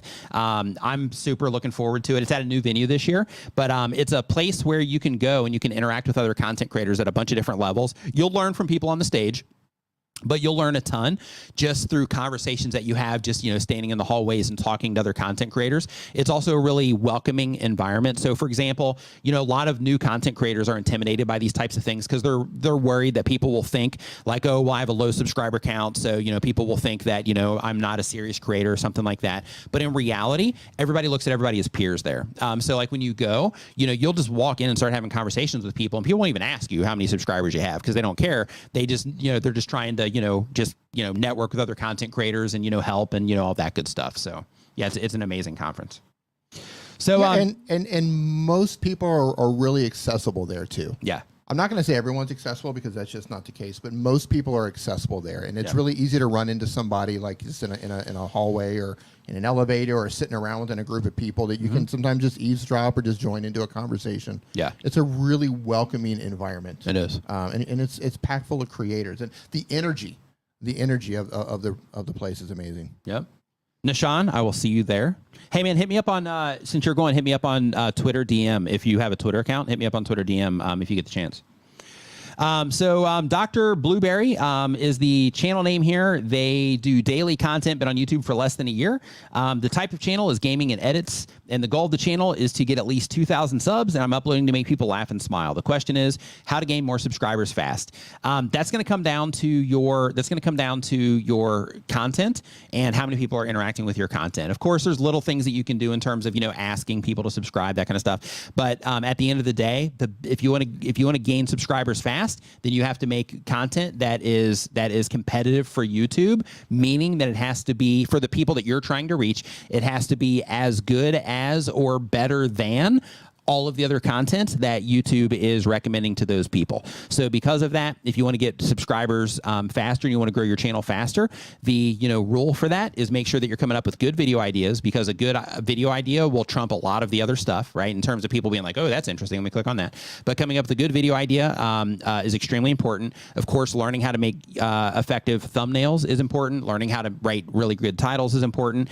At the very least, informational titles, right? That lets people know, like, hey, this is exactly what's happening. I'm not even trying to be compelling. I'm just letting people know what's going on. Like at the very least, learning how to, do that. And then of course the hard part, which is learning how to, make the video content for long form. And then if you're doing shorts, of course, just learning how to hook people, on the way in, so that, they'll end up watching, the majority or all of your short or looping it. I was just thinking for VidSummit this year, they should, give you the big stage and you formally present to me on your knee, bend a knee. Your play button? And present the play button. Bend the knee. Oh, that's funny. In front of the entire community. Yeah, yeah. For the crime that you have committed. The crime? Yeah, the crime you have committed of losing my play button. Bend the knee, sir. It's funny because if I do find it, I'm probably not even gonna bring it in. I don't even want it. Yeah, you're gonna bring it to me. Yeah. It's gonna be like when Rey brings Luke Skywalker the lightsaber, where she tracks him down when he finds it, he just takes it and throws it over the throws it over the edge. It's gonna be me with the play button. I don't even want it anymore. So good. Angie's Wigs and Beauty says they upload when they have time. They've been on YouTube for less than a year. They do mostly wigs and some beauty. The goal of the channel says, I'd like to let people know that it's okay to wear wigs just as part of fashion. And the question is, I finally got a decent device to use for YouTube. However, it's going to take me forever to learn how to make professional videos. Should I just go with it for now until I learn, or should I study more and then start back up with videos? My previous videos are super sucky. Should I delete them? Thanks. Here's what I recommend. The best way to learn is by doing the thing, right? Yeah. So if you are learning how to make everything better, the worst thing that you can do, in my opinion, the worst thing you can do is like stall everything and stall your momentum and just completely, stop everything for the sake of learning how to, make professional videos. And the reason for that is because there is, a lot of technical aspects to making good videos and things like that. So that time that you take off, it could be a couple of days, or it could be, a couple of months, or that could turn into years because you lost momentum, right? So because of that, I recommend that you just keep publishing videos and just keep trying to make every video that you publish better than the next. And if you do that over the next year, by this time next year, you're going to have substantially better content because you are actively trying to improve with every piece of content that you've uploaded, and you're getting the practice of doing the thing, right? So for example, when it comes to video content, hey, Jess Booking, Girl TV, hope you're doing great. Welcome to the stream. So for example, like if you are just focusing on the actual camera optics, right, and that side of quality, then in that particular case, you might get that to where it looks perfect, but then when you bring in your editing software, like everything could go bad there because then you got to learn how to edit, right? But if you're making videos and you're just doing the best that you can with every video and looking for places to improve, then in that case, you're doing the thing, you're staying in action, you're putting out videos, and people might respond to the videos, but they might respond to them before they even get to that level that you think you need to be at in terms of quality. So because of that, I recommend that you just, keep publishing and you use that to practice making better videos, okay? And that'll just keep you in motion, keep you doing the thing, and keep you consistently learning and trying to improve. So that would be the that would be the path that I would take for that. Let's see here. Next up on our list here, we've got Matrios, Cato, and wrestling. And hey, by the way, if you are just joining the stream, we are talking about all things related to YouTube. So if you are a YouTube content creator, you're in the right place. I do want to let you know that all of the questions that you're hearing, answered on the stream today, this is all free thanks to our sponsors, TubeBuddy and StreamYard. So if you want your questions answered, all you have to do is there's a form down in the description. And again, this is free, but there's a form down in the description where you can put your question and we will get it answered on the stream here today if you can get it down there. So, or try to get it answered. If everybody like floods, then in that case, we'll see. But if you want your question answered, if you get in there right now, we should be able to get it answered on the stream today because we still got a decent amount of time before we wrap it up today. So, Matrios, Cato, and wrestling, they do daily content. Wrestling and live streaming is the type of channel. The goal of the channel is to increase engagement and create a more peaceful atmosphere. The question is, I recently gained 50,000 more subscribers since incorporating shorts. How do you make the time to answer all comments coming in? Or do I use that time to just post more videos? People approach this differently. So I'm a fan of trying to make sure that all the comments get answered on the YouTube channel. And the reason for that is because I respect the fact that somebody took the time to put a comment on the channel. So, I know that when you're watching a video, you can do that while you're watching, or in some cases, people will watch the video and then they'll go down afterwards to share their thoughts. So because of that, I understand that it takes extra energy on your part. And as a sign of just gratitude and appreciation for that, I try to make sure that all the comments get, answered or acknowledged in some way on the channel. So because of that, if you leave a comment on my channel, you're going to at least get a heart. And if you don't get you'll probably still get a heart even if you get a comment, but you'll at least get a heart, but you'll probably get a comment as well. So because of that, I'm a big fan of that. However, not all content creators are that way. Some people look at it differently and they say, you know what, I'm just adding value through the content and I'm focusing all efforts on that. If people want to interact through the comment section, they can. If not, that's fine too, because I'm trying to reach them through the content itself, not through the conversations in the comment section. There's not a right answer, right? There's not like one or the other isn't wrong, right? But you just have to decide for yourself, what the priority is. In fact, I was talking to a friend of mine yesterday, and she was saying that she doesn't answer any comments on her YouTube channel at all, like none. She said every now and then she'll go and just kind of look to see the feedback she's getting and stuff like that, but she doesn't heart them, she doesn't comment them or anything like that. However, What she does do is she drives people into her Patreon account through her videos, and she interacts with everybody in her Patreon account. So she said what happens in her comment section, it's just kind of food for thought. You know, it might not work out this way for you, but I'm just sharing her experience. But what she mentioned is that what will happen in her comment section sometimes is somebody will mention that she's, you know, didn't answer anybody's comments or something like that. And other people will come in and say like, oh yeah, well, she does that over in Patreon or whatever. So she's got like 2,000 something people in her Patreon. So, you know, like she's got a nice army, so to speak, of people that, you know, can spread that message. So, you know, that's her approach, and that works out well for her. So it just comes down to, you know, your approach and what you believe when it comes to, you know, the people that are interacting with your content, and just where you want to spend your time. Because, you know, if you only have a limited period of time, Costume CEO, what's going on? Hope you're doing awesome. Nice to see you in here.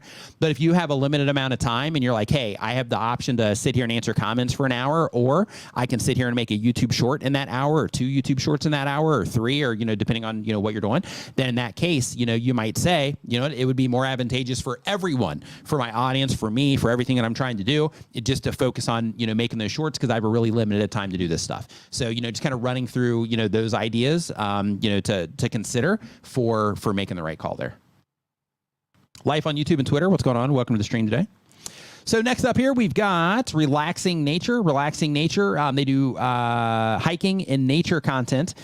The goal of the channel is to share my hiking views. The question is, best free editing software.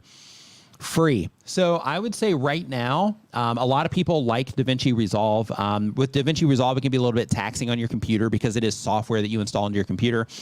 So it can be a little bit taxing. A lot of people are raving over CapCut right now. That's also a free one. So I would check out both of those options for free and see which one of those that you like the best, see which one works best with your computer. One bonus with CapCut is they also have an app. So if you are using CapCut, then in that case, you know, if you're using the desktop version and you're using the version on your phone, then you're going to be really familiar with the functionality on both. And you can also do fun stuff where you edit like long form on your computer using the software, and then you edit the shorts on your phone using their app. You can do stuff like that too.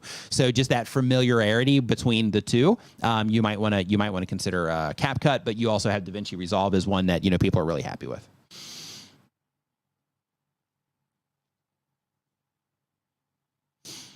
So next up on our list here, and I'm waiting for these responses to load. There we go. So we have Travel Discovery is the name of the channel. They do bi-weekly content. They've been making videos for 1 year or more.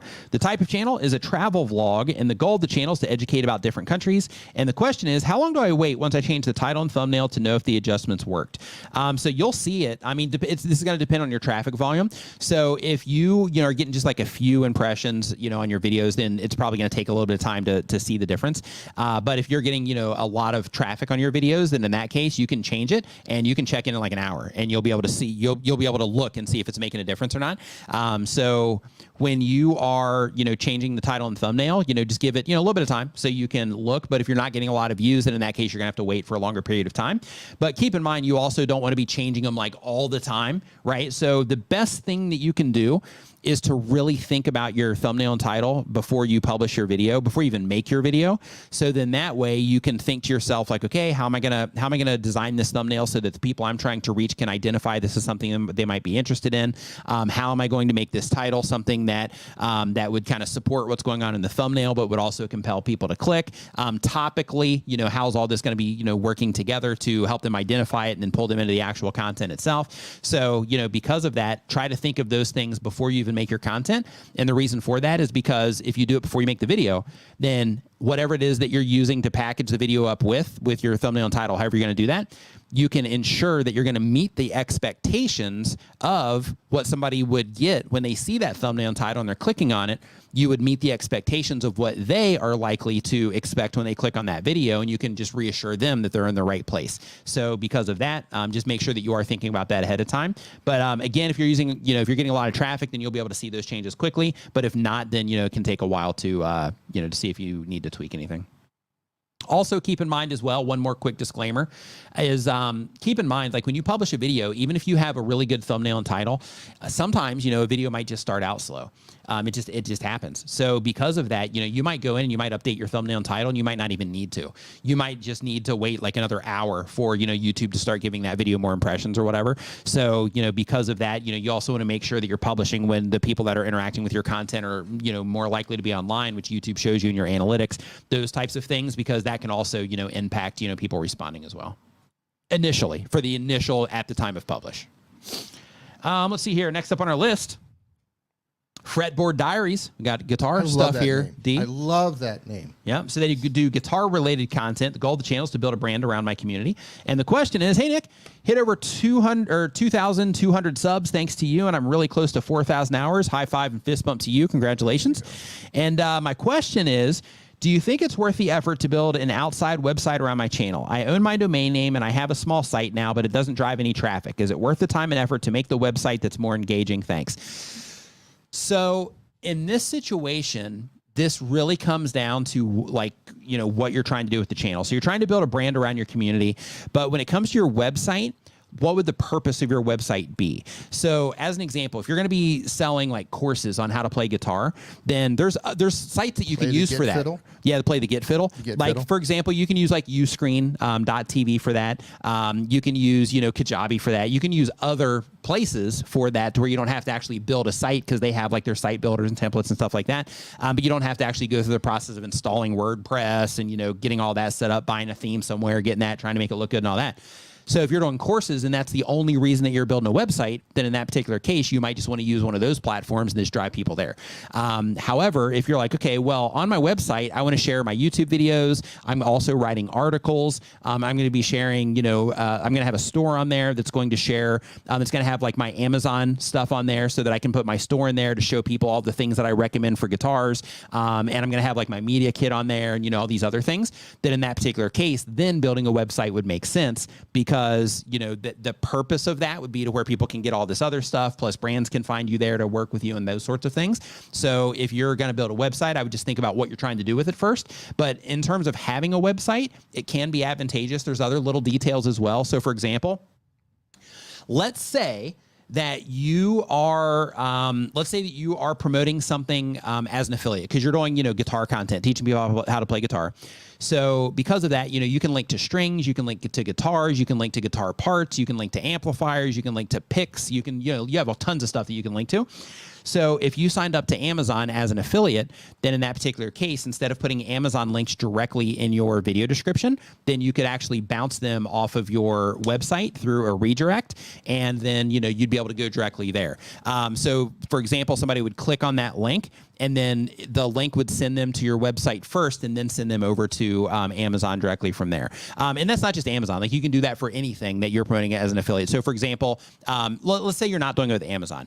Let's say you're doing it with Sweetwater, right? Because I think Amazon might have rules about the redirect. Are you sponsored by Sweetwater? No. Okay. But Amazon might have. Are you sure? Positive. Amazon might have rules about the redirect, so look into that before you put those behind a redirect. But for Sweetwater, you can redirect those. So with them, all you have to do is grab your affiliate link for each product, and then when you put that in your description, I'm going to tell you why this is helpful. When you put that in your description, then people can click on that, and it actually has your website name on there, so then you have that trust factor there. But then it would say like fretboarddiaries.com/ Boss Katana amplifier, right? Or Boss amp, or something like that.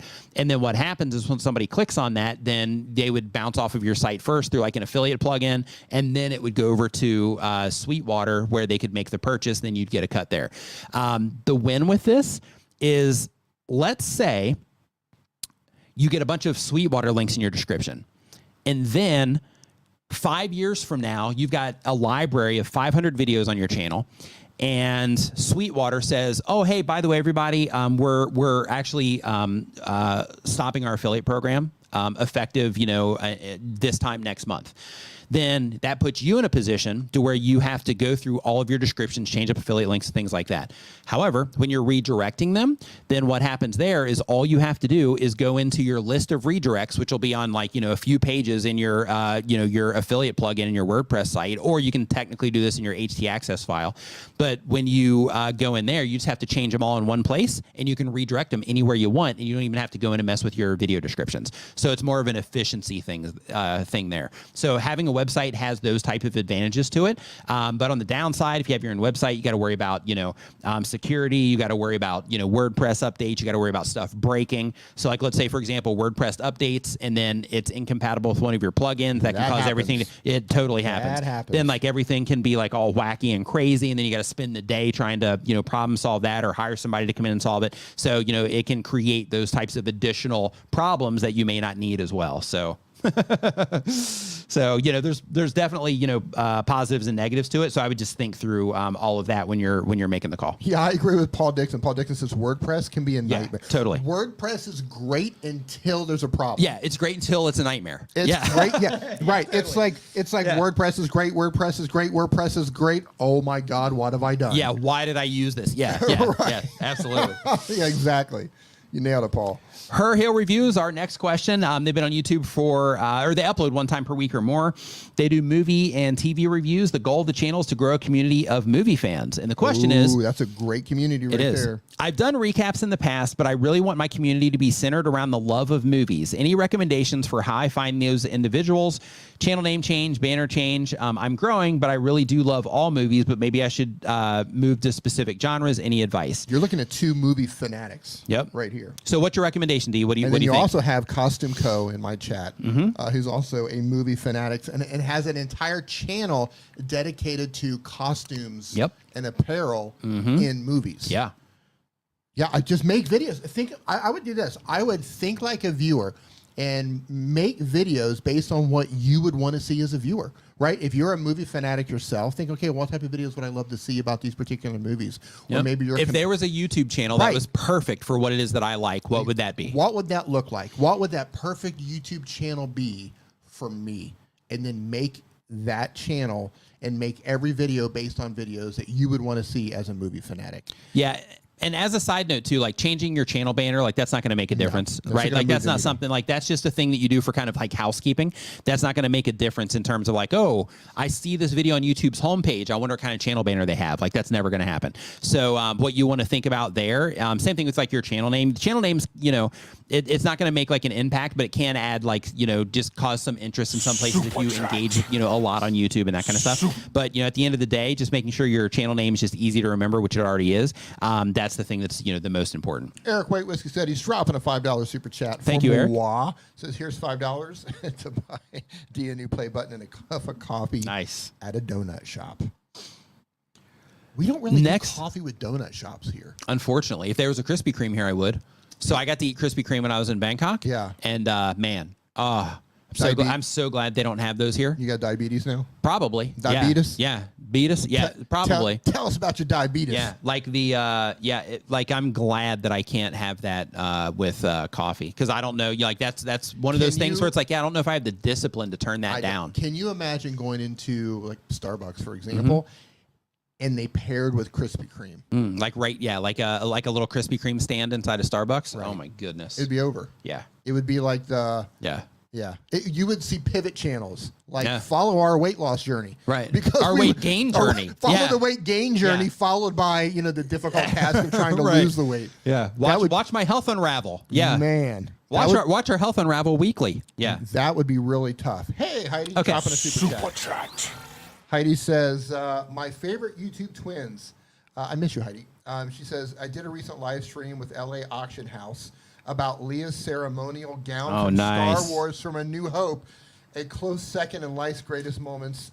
D with our interview with Roger Christian. Nice. How did you not send me a message for that? Yeah. I would have loved to have joined in on that. I don't love you anymore. Love it. I loved you and I missed you, and now I'm gonna reel that back a little bit. That's incredible. Wow. I need to go watch that. That's awesome. So, Endless Soup and Salad podcast. Yeah, that is. Yeah, awesome. Renee. Yeah, he's in here. I was scrolling through here looking for Renee, watching for his. So Endless Soup and Salad Podcast says that they do a comedy podcast. The goal of the channel is to entertain. And the question is, when I'm doing clips or shorts for a podcast channel, should I make a new channel? I can't use the new clips feature to create shorts because of the format. So if you're uploading just standalone shorts, then in that case, I would just make, shorts that are designed for the short shelf and then publish those. Yes, you can, take little clips out of your videos and things like that. But what you want to think about is, if somebody's going to be interacting with your content in the short shelf, give them content in the short shelf, right? So like if somebody's sitting there and they're waiting on a bus and they're like, hey, I'm not going to dedicate to a long form video right now. Let me just hop into shorts. I mean, people aren't even thinking that. They're sitting there hitting the buttons. But like, once they land in YouTube shorts, they're sitting there just flipping through content. Think about, if I have my ideal viewer, my target viewer that I'm trying to reach, what could I make to where as soon as they saw it, they would just stop and be like, oh yeah, I'm going to watch this for a second.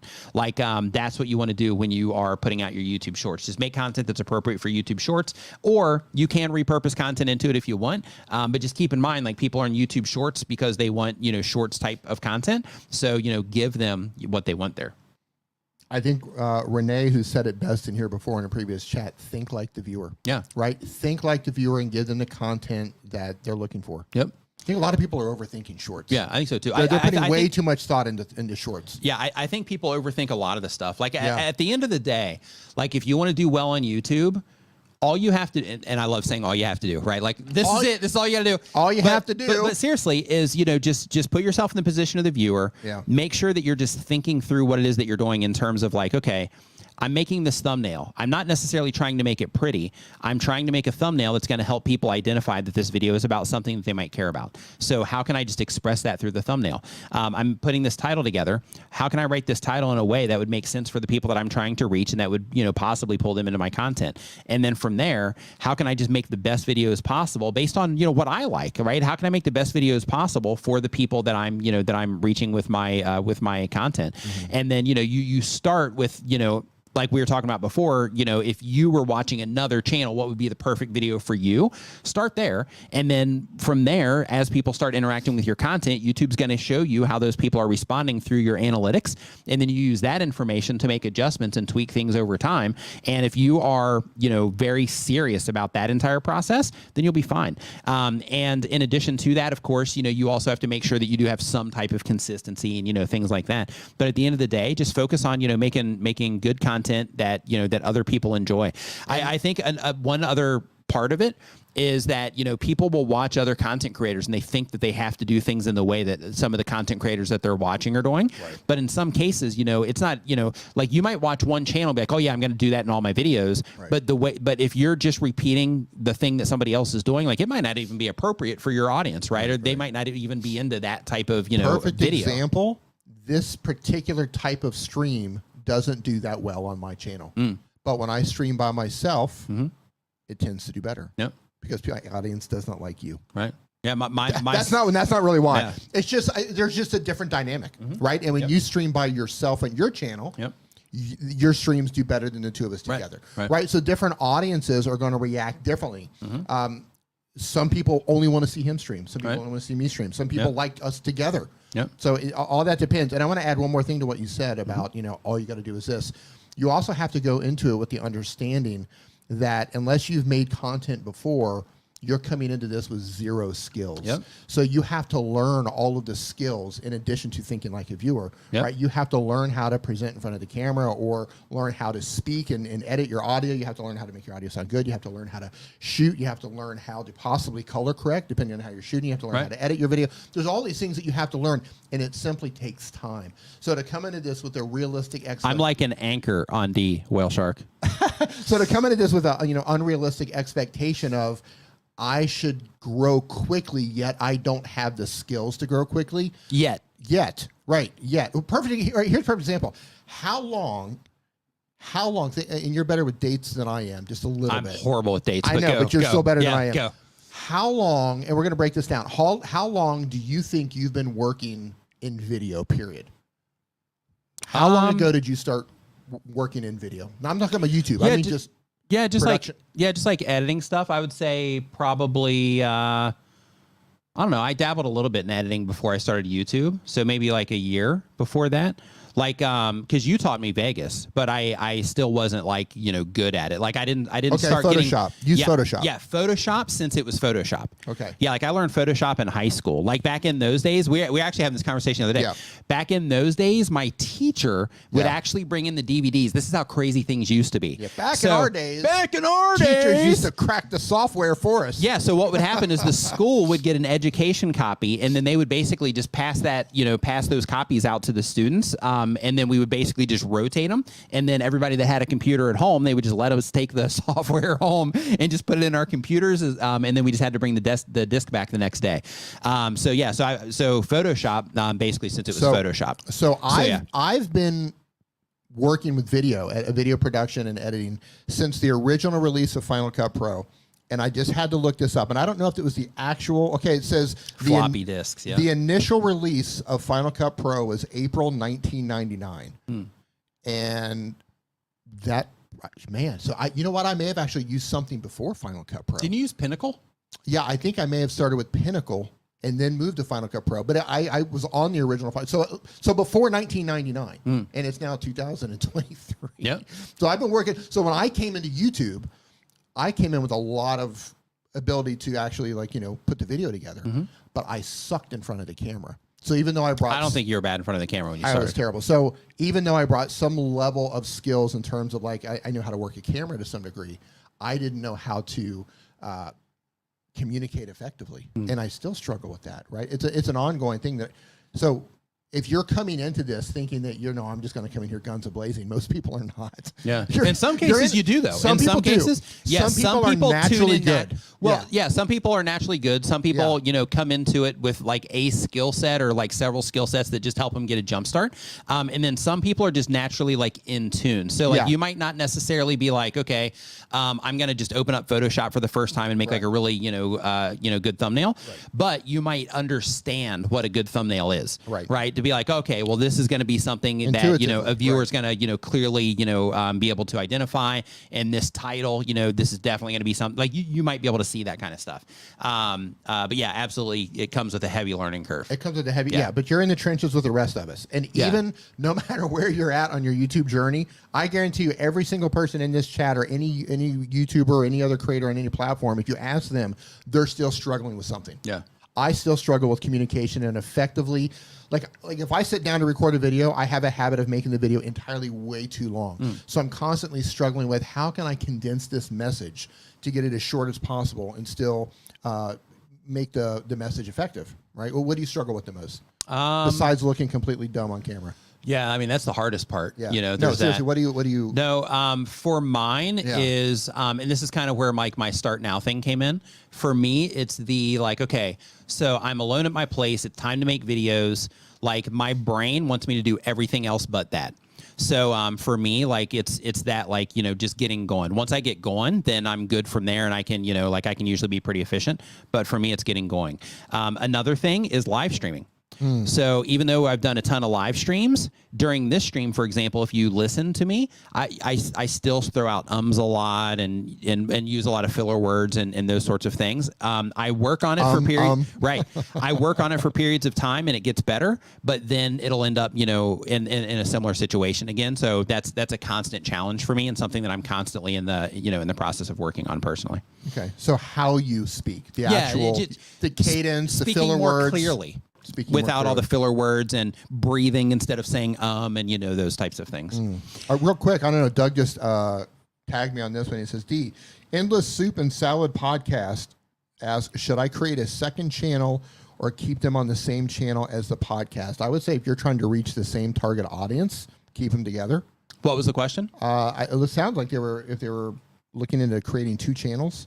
Endless Soup and Salad podcast. Should I create a second channel or keep the same channel as a podcast? Oh, I see. So you've got a video channel and you're wanting to create a second channel as a podcast. Oh yeah, I would do that right now. Yeah. Like you could test it on your main channel and just see how people respond to it. Yeah. But a podcast listener is going to be a different type of it's going to be a different type of experience than the regular video content. So you can have it on your channel, and you can have you can put it into a podcast playlist and all that. All that's fine. But if you are going to be making like those long form videos for the sake of your the type of experience that they're going to have. And if I was doing that, I would actually put it on I'd put it on another channel. So I have if I understood that question right. Yeah, I have this in a playlist, these live streams in a playlist as a podcast, and they go out as a podcast, and we repurpose this even before YouTube had the option. We repurpose this audio as well as a podcast, just because I get a lot of feedback where people say, hey, I listen to this in the background while I'm doing other things. Right. So because of that, I'm just making it available for them, for you, if you're listening to this right now, I do that in order to make it available for you wherever it is that you want to, consume it, or however it is that you want to consume it. But if I was starting an actual podcast on the channel, I'd probably put that on another channel. Yeah. My first thought was that you were talking about shorts or long form, but I misunderstood that.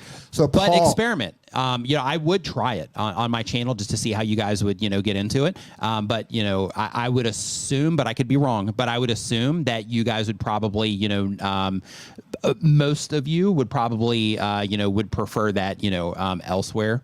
Would be my assumption there. But I could be wrong. Paul Dixon says, thanks to YouTube, learning tools like Photoshop is so much easier. Yeah. I had to start with books pre-internet. Yeah, that is I remember you with websites back in the day. Yeah. You'd walk into D's desk and he's got a stack of website, HTML and all this stuff, books like this tall. Books, man, pre-internet. It was like learn how to do video editing, learn how to build websites, HTML, all that stuff. Yeah, you couldn't just go to Google and figure it out. You had to go to Barnes and Noble and figure it out.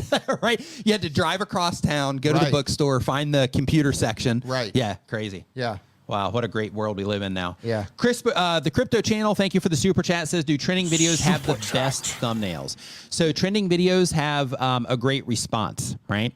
So when it comes... great idea. Yes, and a great idea. So when it comes to YouTube, a high response is what causes a video to trend, and that's a combination of everything. So it's not just the thumbnail, it's not just the retention, it's everything with that video. People are, they really... click on that video at an above average level, and they enjoy that content at an above average level based on all the things that YouTube uses to identify a satisfactory experience. Something's trending. It's ticking all the boxes. Yeah. Okay, so next up on our list here, we've got Detours with Jeff. What's up, Jeff? Hope you're doing great. Says, I'm just dying to know Dee's take on the Mr. Beast and Dino Favora situation. If you don't know what I'm talking about, here you go. Can't wait to see both of you at VidSummit. So basically, he sent a Twitter post in here. Do you know anything about this? Enlighten me. But, Jeff, I don't know. Just watched your video this morning, I believe, because it's our time difference. You were talking about some new bus line for some cruise tour. And I'm not even interested in the cruise tour, but your video loaded up. And the thumbnail got my attention. I was like, oh, see what Jeff's up to. And I watched it to the end to give you the watch time, buddy. So looking out for you. Good video, by the way. Your editing on that was on point. Yeah, I opened this in a new tab so we can check it out later. Yeah. So, so next up on our... Is it controversial? Listen, I have no idea. Oh. I'm not sure. Well, let's talk about it. Look at it. What is it? Well, I can't. It's a video. So I have to watch the video. So not a big deal. ARF World is our next question. They've been on YouTube for 1 year or more. They do aviation news. The goal of the channel is to keep updated with aviation crash news to become a better firefighter. The question is... Aviation crash news? Yep. Oh, I can't read that. That'll terrify me. So my channel... I don't want to be on screen right now. This is different. This is a different question. Oh, okay. I was like, I don't want to read about airplanes crashing. Come on. So the question is, my channel is faceless. Should I start incorporating my face into videos to help my brand? You can if you want to. When it comes to being on camera or not being on camera, you can have tremendous success on YouTube without even, showing your face. If you, do it right, which, might be the path that you're walking right now. When it comes to the person being on camera, it adds another human element. So of course you have the human element of the voice, unless somebody's using AI that sounds weird. But when you add a person on there, it connects the message to another human being. And of course it just makes everything more relatable. However, it doesn't mean that you have to be on camera in order to grow the channel or the brand. So the channel that Dee mentioned earlier, Kyrgyzstan, I can never remember that name. That particular YouTube channel, it's grown it's a gigantic YouTube channel. 4 million, 5 million. Oh, it's more than that. Is it more than that? Oh yeah, but that particular channel, they do animation content, so nobody's actually on camera, and with that, Kurzagast. Sorry. Yeah, with that, they've got 20 million subscribers, and a little off, 20 million instead of 4. But like no one counts after 4, so I was technically correct. 20.7, almost 21. Yeah, well, I was correct. But they have 185 videos. Just to put this into perspective for them, that's all they have is 185 videos, and they have 20.7 million subscribers. So they make amazing content, and that content grows their brand. So them being on camera is it doesn't even matter, right? So it just comes down to what it is that you want to do, the type of, thing that you want to build. Because, at the end of the day, if you have, you there, then, some people are going to connect to you, as the human. But, on the other side of that, they can just connect to you through the content as well. So that one, I would say, would just be up to you and what it is that you're trying to do. And, if you want that, type of connection or not. And then you got channels like Brightside. Yep. Same thing. Yeah. It's same cool. thing. It's cool when they pop up, but I don't ride or die for Brightside. Right. I don't get into, for example, great example of that. But when Peter McKinnon drops a pirate thing on his thing and it's only available for 15 minutes, you're there. Right. So right, exactly. So a channel, I'm just gonna use Brightside because I watch their videos whenever they pop up. So I if they opened a new channel, I may or may not check it out. If they upload a video, unless it's something I'm really interested in, I probably won't watch it. Then you take someone like Peter McKinnon, who I think is a fantastic creator. It doesn't matter what he uploads. I'm interested in him as a creator because I find him a really interesting personality. Right? When you put yourself in front of the camera, 2 things can happen. Number one, you can grow an audience because of the content that you're creating, and also you can also become the niche. So you could be a niche, right? You could be talking about whatever, XYZ. Whatever. I'm going to teach you how to become a firefighter. But at the same time, people get into you as a creator, and you become your own niche as well. Yep. So and your own niche too. Yeah. Yeah. There's riches and niches. Yep. And niches. And niches too. There's sneeches and niches. There's sneeches and niches. Right? There you go. Okay, so Fun Food Diary says that they have been on YouTube for less than a year. They do food vlogs. The goal of the channel is sharing food experiences and working towards monetization. The question is, would it be better to be faceless for food vlogs or showing yourself eating the food? P.S. I'm shy to be on camera. I try to make the vlog interesting by showing how the vendor prepares the food, and I try to film and edit in a fun and engaging way. So people respond to all kinds of things. So, there's silent videos that we were talking about earlier today. There's silent videos that people respond to. There are, and those are great for just like an international audience because you don't have to speak a language to get it. But there's silent videos that people respond to, which kind of go outside of what you think of when you think of somebody creating content. You think somebody's on camera and somebody's talking to the camera, but people, people respond also to, silent content, and, where the person's just uploading like videos of something. People respond to ASMR content, where, you might not see the person, but you might, hear certain things. So for example, let's say, I guess ASMR content sort of would be like if you had like a, if you're in a forest and it was just kind of like dripping rainwater in the forest and, things like that. Like people respond to those types of things. People respond to everything. So because of that, you have to make sure that you're prioritizing, like, what do I want to build here? Do I want to be the star of the show, or do I want to remain anonymous, or like what is it that I'm trying to do? And once you figure out what it is that you're trying to do, then it can also help with some of those things as well. So for example, in your case, you're on food vlogs. So if you were like, hey, I want to become, down the road, I'm going to use my YouTube channel to try to become like a world-renowned chef. Yeah. Then in that particular case, you probably want to be on camera because then people will get to know you. So then as your journey progresses and as you get better and better with what it is that you're doing, and you're making awesome food, people are loving your recipes, they connect all of that with you and not just a channel name, right? And then that would open up more doors for you, down the road when you're, trying to be a chef and whatnot. So because of that, I would just think first of what it is that you're trying to do, and then from there, make the call on if being on camera, is a good fit for that or not. So Doug just I asked what did Mr. Beast do, and he says a dude tweeting out that he was going to Greenville to find Mr. Beast and give him a cutout of Ryan. How do you pronounce it? Trahan. Trahan. Mr. Beast told him to go away.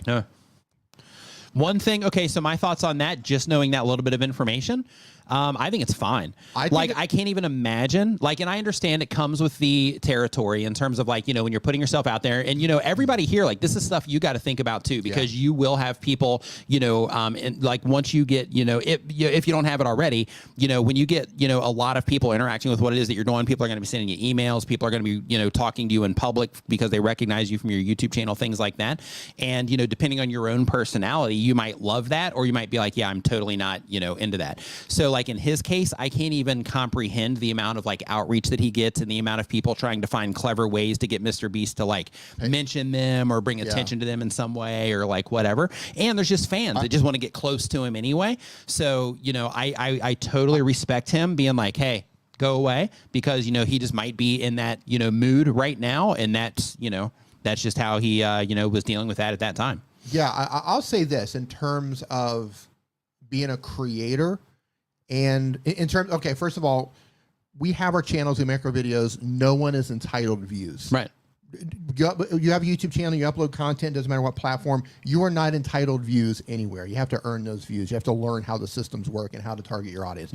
So we're not entitled views. We're also not entitled to have the attention of people that we admire or look up to, or people that we're fanning out to. Right. So I think Mr. Beast, if you're going to tell someone to go away, okay, right, go away. I mean, no, I don't know who this guy is, but he's not entitled to Mr. Beast's to Jimmy's attention. And if there's any drama around that, I mean, he did get a response. It just might not have been the response he was looking for. There's probably a lot of people that reach out that don't get any response at all. And again, I don't know anything about this, so I could be wrong here, but I'm going to bet that this dude wanted to make a video doing it to try to use Mr. Beast as leverage to try to get views. That's my guess on that. And so I can totally understand, hey, just go away. And I'll say this too. I bet, and again, I've met Mr. Beast, but I don't know him. Okay. So I'm guessing here. I bet, based on the recent controversies that he's been through, where he's tried to help multiple people and things have blown up in his face or whatever, I bet really quick, what kind of person are you that attacks somebody that's trying to help people at that scale? Well, my point with this is this. I bet the what's his name? Jimmy Donaldson, right? Yeah. The Jimmy Donaldson before the controversy is a completely different Jimmy Donaldson than you're going to have now if you're not in his inner circle. I would be. If I was making videos and I just started getting all this hate for trying to do good. Yeah, right. Yeah, he's trying to fix eyes and ears and everything else, and they're attacking his friend. I would build a wall around. This is what I would do, just because I know exactly how to handle that. I would build a wall around me, and I would not let new people in if the world started attacking me like that. Totally. I mean, I would keep doing what I was doing. Right. But gone are the days where you could drive across the country and give me a penny, or whatever happened. That's over. That was Ryan. Right. That was Ryan. Yeah, well, that wouldn't happen now. Yeah. So my guess is he's walled himself off a bit, and I don't blame him for that. Yeah, totally. Yeah. So Try It Too says, hey D, he's making a video now revolving around Mr. Beast responding to him. Hey, yeah. So he's trying to so he's just trying to, to leverage that. Plus another thing too is I'm not sure. Walter's World, what's up, dude? Hope you're doing awesome. Hey Mark, how you doing, man? Yeah, another thing too is you also don't know previous interactions that they might have had. Right. That guy could have also crossed boundaries and things like that, or not. It could have been the first time, and and Jimmy could have been having a bad day, or whatever. That could have just been the way he dealt with it. Yeah. Think about this. We're all human. Everybody has bad days. Walter's World's in the house. I can't say he's human, but the rest of us in here, we're human. And think about it this way. Think about how many times you may have, and I can only speak for myself here because maybe I'm the a-hole here. Think about how many times somebody. I can go ahead and vouch I know for that. that's what I'm saying. I got you there. Yeah. As I started to say this, I started to think about, God, what if it's just me? Because sometimes, right? As I'm starting to say this, I caught myself. Gee, wow. What if this isn't normal? Just me? Yeah. No, but I would bet most people in here, you've had moments where, I don't know, it could have been your significant other, your sibling, your parents, or a friend, or whatever. Oh, this is gonna be good. You're just not in the mood. You're just not in the mood, and you're grumpy, and right? I'm sure that I do that to you. Yeah, sure, Yeah, totally. Yeah. I mean, you just you snap at people. Communicate sometimes. in an off way, or you snap, or Yeah. So it could have just been a situation where nothing has changed with the guy, but the guy hit up Jimmy at the wrong time. Yeah. He just had not the wrong time of the day, and he's like, "Dude, just go away. Yep. I'm not having it today." Yep. Wait, so am I? Does that happen to you? Yeah, absolutely. Yeah, absolutely. Okay. Yeah. Next question. No people, no problems. What do you feel about that one, D? That's the channel name. I'm subscribing to your channel. But they do daily content. The type of channel is off-grid living and wilderness survival. The goal of the channel says I enjoy making videos and to monetize. And the question is, just wanted to say thank you guys for all your help that you provide in helping me to achieve 1,000+ subscribers. I'm still working on my 3,000 to 4,000 watch hours. I'm implementing all the advices that you offered. Our pleasure. We enjoy doing this stuff. Like, like YouTube has been kind to both of us, and this whole experience has. So, like we love doing this stuff. So I see some people throughout the entire chat asking if we're out of the elevator or we're doing the streaming elevator. Oh. So for those of you who don't know, 2 weeks. Oh yeah, because that was on your channel. That so was the on my people over channel. on your channel are probably mentioning that. Yeah, right. Yeah. So we didn't stream together last Saturday, but the stream before that, when we left this room, we got in the elevator and we got stuck in the elevator. Yes. And I turned my phone on and did a live stream from my channel of us getting stuck in the elevator. Yeah. It the elevator went in. It moved just a little bit, and then it was like, whoosh, boom, and then caught. Yeah, it dropped a couple feet. So it dropped and then it caught. And then the door, elevators had two levels of doors. So the first door was open, and you could hear it you can hear the problems of it having up top. It was mildly terrifying. Yeah. But we got out of there anyway. It was it's all on my channel on a live stream, and I left it up for fun. Yep. So that's what that's about. People talking about elevators. So Ventor is the channel that's up next. They've been on YouTube for less than 1 month. They do outdoor adventures. The goal of the channel is fun and business. The question is, almost to 50 subscribers, thinking 50 sub giveaway would be fun, but a little nervous for some reason. Giveaway advice. First off, if you do a giveaway, YouTube has very strict rules around their giveaways. You have to put very specific information into your video description. Give me 1 second here. Rules. I'm just going to send you the link to make it easy for you. So right here, I'm just going to drop it in the chat for you if you are still here. But this is YouTube's contest policies and guidelines. So you want to make sure that you look through this because they have very specific language that you need to add to your video descriptions, and a lot of people don't know that they do that. So if you're going to be doing giveaways and that type of thing, you just want to make sure that you're complying by those rules.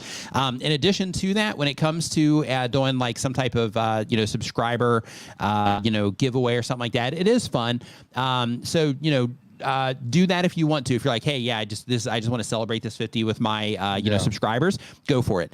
But one thing to keep in mind, people are subscribed to your YouTube channel because of the content that you put out. And if you're just getting going, you don't have a lot of content yet, and then you drop that 50 subscriber giveaway video in there, that might not necessarily be what they're subscribed to your channel for, and therefore the response that you get on that may or may not be good in comparison to the reaction that you're getting on the other videos, or people might love it and come in to congratulate you and things like that. But just keep in mind, it might not be content for people, so to speak. So, just know that you're kind of taking up the viewing experience with that milestone video. But another side of this, everybody does milestone videos at some point. Yeah. So, if you want to do it, feel free to go ahead and do it. But just keep in mind that, it's just not the content that they subscribed for, right? So just keep that in mind. But celebrate by all means. Celebrate your wins. Yeah, celebrate your wins. You know what I would love to have is a play button video. Yeah, that'd be great. Yeah, I can send you some footage of mine. Yeah, yeah. If you've actually sent me pictures of mine before you lost it. Yeah. Yeah. Well, I sent you the box. Send me the box. Yeah, I sent you the box. Yeah, excited. That was funny. I was getting basically blackmail pictures. Yeah. Not blackmail, but ransom. Yeah, ransom pictures. Yeah. Blackmail. What's in the box? I know that's a totally different thing, right? I know what's in the box. So Blue-Eyed Tech. Don't show mom what's in the box. Blue-Eyed Tech has a tech channel. The goal of the channel is to hit 1,000 subscribers. The question is, I recently tried to live stream with StreamYard, but unfortunately it wouldn't let me share my screen from my iPad. What streaming software would allow me to share my screen from my iPad? Share your screen. Yeah, so here's sharing the thing. your screen, I'm not sure, from an iPad. Screen sharing on a mobile device while live streaming. StreamYard does not do that yet. Yeah. So you're probably going to have to find an app. Use an app called Prism Live Studio. The last time I used it, they did have a screen sharing feature. You got to dig a little bit to get it. But when it comes to screen sharing, you don't want to use a browser-based system if you're using a mobile device. You want to use an actual app. For screen sharing, For screen sharing, right. It's a permissions thing. Mm-hmm. And to be clear, if you're on a desktop computer, you can absolutely use StreamYard for screen sharing for that. Absolutely, yeah. Spirit Reboot is our next question, is our next channel here. They have a spirituality channel. The goal of the channel is to get monetized and offer expertise and leadership. And the question is, are there resources out there to help you define your niche and the kind of content that appeals to them? I've done really well making shorts, but lately views have backed off significantly. Probably need more long form. So in terms of like understanding your niche and the things that people care about in your niche, there's a few different resources that can help you. One is Google Trends can help you make sure that you're using the right language. So for example, you know, we actually have, because we have people, you know, in the chat here that have dealt with this. So we've got, you know, a few genealogy channels here, and, you know, some of them will go after genealogy, but we went into Google, they're channel members. So we went into Google Trends during one of our live stream calls. And when we were in there, we found that I think it was family history was looked for like a lot more than genealogy, which means that people are thinking of what it is that they do in that way, right? So they're thinking about it more family history more than they're thinking of, you know, the word genealogy. So, you know, using that can help you make sure that you're speaking the right language to the people that you're trying to reach, because when you're optimizing videos for anything, you want to make sure that you're communicating to the people that you're trying to reach with your content in the way that they're thinking about what it is that you do, right? In addition to that, there are also resources like Reddit. One of the cool things about Reddit is they have communities on pretty much anything you can imagine. Literally anything you can imagine. Yeah, and you can go in there and you can just look at the posts there. You can look at the popular posts. You can go to the comments for those posts, and you can look to see the things that people respond to, the things they don't. And you can use that to get a really good understanding of just the things that, you know, the people around the type of, you know, content that you're making, the things that, you know, people love, the things they hate, the things they buy, the things that they focus on, the, you know, like let's say, for example, if you were doing something on a TV show, then in that case, you can go into a subreddit on that TV show. You'll find out the characters that people love, the characters that people hate. You'll figure out the episodes that people prefer. You'll figure out if it was like a slow starter. You'll figure out if it got to the stuff fast. You'll see all the stuff people love and all the complaints that people have as well. So that can really, you know, give you some insight. And then if you want insight into the actual users, then you can actually click on their names, and you can go and you can research like other communities that they're a part of by the comments that they're leaving and the posts that they're making and stuff like that. So that can be a gold mine for just getting a really good understanding of people. Same exact thing goes for like Facebook groups. You can't go as in depth there. Did you mention reading YouTube comments? Not yet. I'm getting there. Okay. But so read YouTube comments. Spoiler. Yeah, read YouTube comments on you know, other videos in your space, and then because that helps you, you know, look for anything that, you know, is in those other videos that people missed and things like that. But in addition to that, you also have like Facebook groups and Discord communities, you know, around different things. When it comes to Discord and Facebook, they don't have it on everything, but they've got it on, you know, a lot of stuff. So, you know, you can also, you know, use those for research purposes as well. And then of course you can go into any of those communities. You can also ask very specific questions too. So it's like, you know, hey, you know, do you like, you know, this season better than this season, or, you know, something like that, if you were talking about TV shows. But whatever it is that you're doing, since you're doing spirituality content, then going into all of the different types of spirituality subreddits and just like really trying to get a, you know, the best understanding you can of everybody there would be the, you know, approach to take. Same thing on Facebook. Yep. Great advice. Next, we've got Black Citadel Studios. Say that they've been on YouTube for less than 6 months. They do game development content. The goal of the channel is to create a community interested in the game that I'm making. And the question is, I'm 3 months new to YouTube, and I don't know if my pace is right or slow. I don't have a benchmark for channel growth. What's the average time for videos need to get monetized? So, Dee, do you want to answer this one? I see you shaking your head. Do you want to answer this one? Yeah, and I'm sure you have a lot to add to it. But I think when people come onto YouTube and they think there's some sort of a, like, you know, how fast should I be growing? The answer to that is you should be growing at the speed that your channel is growing. You should be growing at the speed of your skill set and how you're able to connect with your audience. So I wouldn't think about how fast should my channel be growing. I would be measuring instead how you're growing from video to video. So make a video, you know, how did that one do? make another video. How did that one do? Make another video and start looking at video to video. And look, sometimes you're going to start building momentum up, and then you're going to make a video or maybe a series of videos, and they're going to fail. And then you'll pick it back up and keep moving. So I would say, don't worry about the speed. You should be growing. Just try to find some sort of upload cadence that you can do so you can upload consistently, and then just try to measure your own success from video to video. Yeah, what you want to do is you just want to try to accelerate things as you go along. Every channel grows at a different pace. So, for example, you could have 1,000 channels that start today, and if you check back in with those channels 1 year from today, they're all going to have 1,000 different results.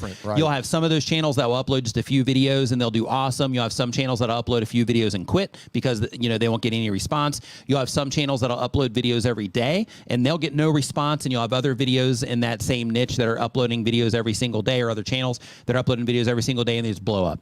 So there's all kinds of variables on YouTube, and a lot of it comes down to your skill sets when you come onto the platform, because if you come on with a knowledge, like for example, if D started another channel tomorrow, he'd be able to get it moving relatively quickly. So anybody in here that has like a established channel and they understand what made it work, they would be able to start a new channel tomorrow, and that channel would be able to grow faster based on or more quickly than somebody that came onto the platform trying to figure out everything, right? So instead of trying to compete with other channels on the platform in terms of speed, just try to make your videos better than the last video, and try to focus on your community and serving the needs, so to speak, of the people that you're that are watching your content. Yeah, I think the best thing you can do is someone who's starting out on YouTube in 6 months. First of all, welcome to YouTube. Hey, really quick, do you mind if I say something? Yeah. So Fretboard Diaries says, my first 2 channels failed. It happens. So I was at a YouTube meetup yesterday, and one of the channels that was there, he has a channel that has, I think he's got like 30 videos on it, or maybe 50 videos, and he's got like 240 something thousand subscribers, or 260,000 subscribers. 30 videos. Yep, on his channel. Outstanding. And everybody's like, holy cow, blah, blah. But there's the but there. But before he started this channel, he failed at a bunch of other channels. He worked with other channels as like helping them like do stuff.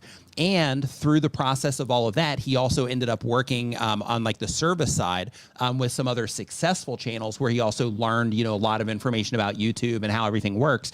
And then he was able to take his failures and all the information from working with those other channels to apply it to this new channel that he started. So basically, he said that he just put in a ton of research on the front end, and he already knew how everything worked with the platform and all that stuff, and he knew exactly what he needed to do. He just had to get a really good understanding of his audience before he published. So he did tons of study on other channels who make similar content, and on the audience that he was trying to reach that consume that content. And right out of the gate, his very first video, and this is another reminder that you're going to see tons of stuff all over the internet where people are like, oh, you have to make this many videos before YouTube knows what you're doing.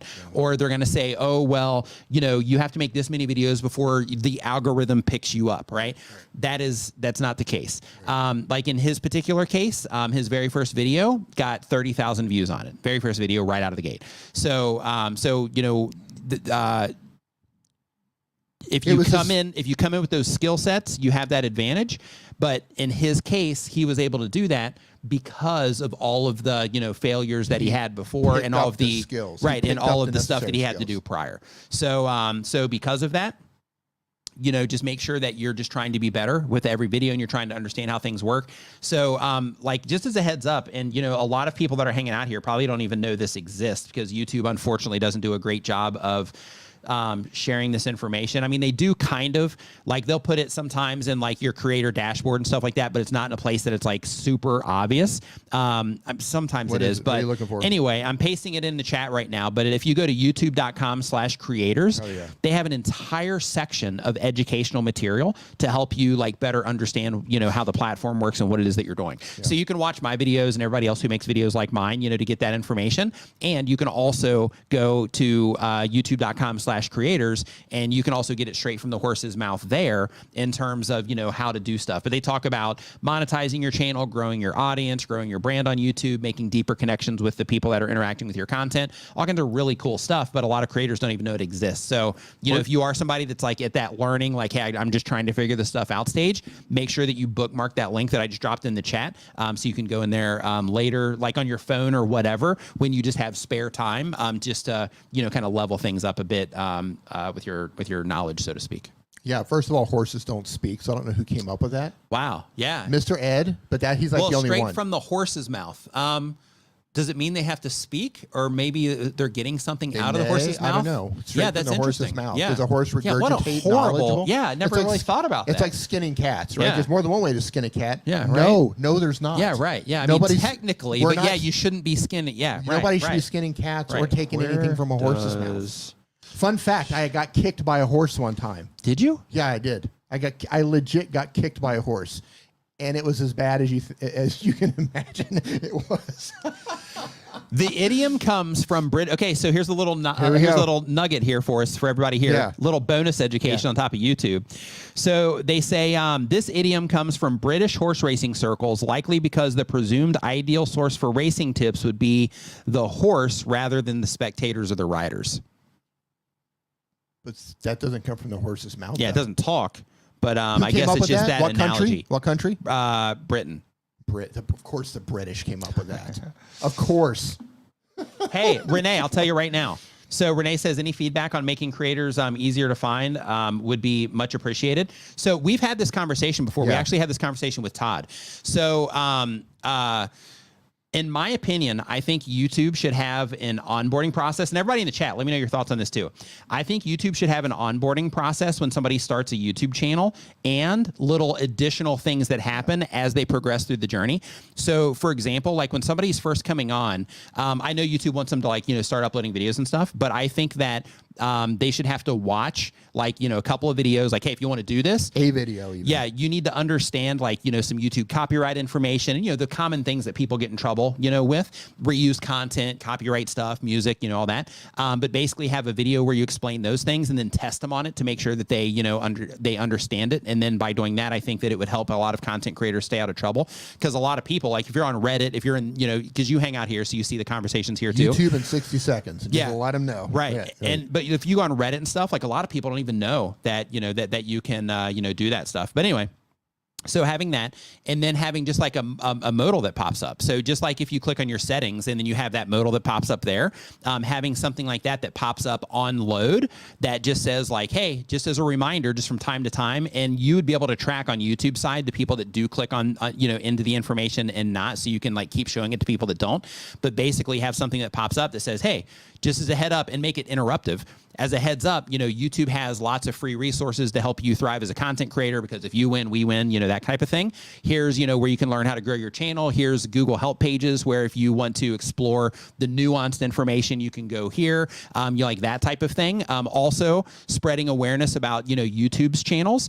So for example, we have that, and I know you guys post the Creator Insider updates in the dashboard as well, but just having like a modal that pops up and make it interruptive, so that new content creators are forced to know and acknowledge. Like if they don't see it, if they don't want to see it, make the option. Okay, I don't want to see this again. And then they have to acknowledge that YouTube tried to help them, but then they closed that box. YouTube makes it too easy to miss the notifications that like the little things they put across the top. And let's talk about mobile users. Look right over that stuff. Yeah, and if you're a mobile user, if you're a mobile user, you're just out of luck. You're just out of luck. Yeah. In my very first speech at VidSummit, I mentioned something about how YouTube was leaving mobile creators out to hang. Yeah. Because there's like so right many, now. Yeah, right. Like if I log into my Creator Studio app right now, if you're doing stuff on a mobile phone, you are missing out on so much stuff. Oh my gosh. Because YouTube, which is crazy considering 70+% of watch time comes from mobile. Well, that's viewers though. I know, but I'm saying just viewers. Yeah. But what percentage of them are creators? Right. So there's a lot of mobile creators as well. And especially coming out of countries like Indonesia, India, places like that, massive amounts of mobile creators, they have no idea what they're missing. Yeah. Creator insider videos, in my opinion, should be highlighted inside of here. Like, in addition to dashboard, content, analytics, comments, and earn, there should also be like an info or learn section.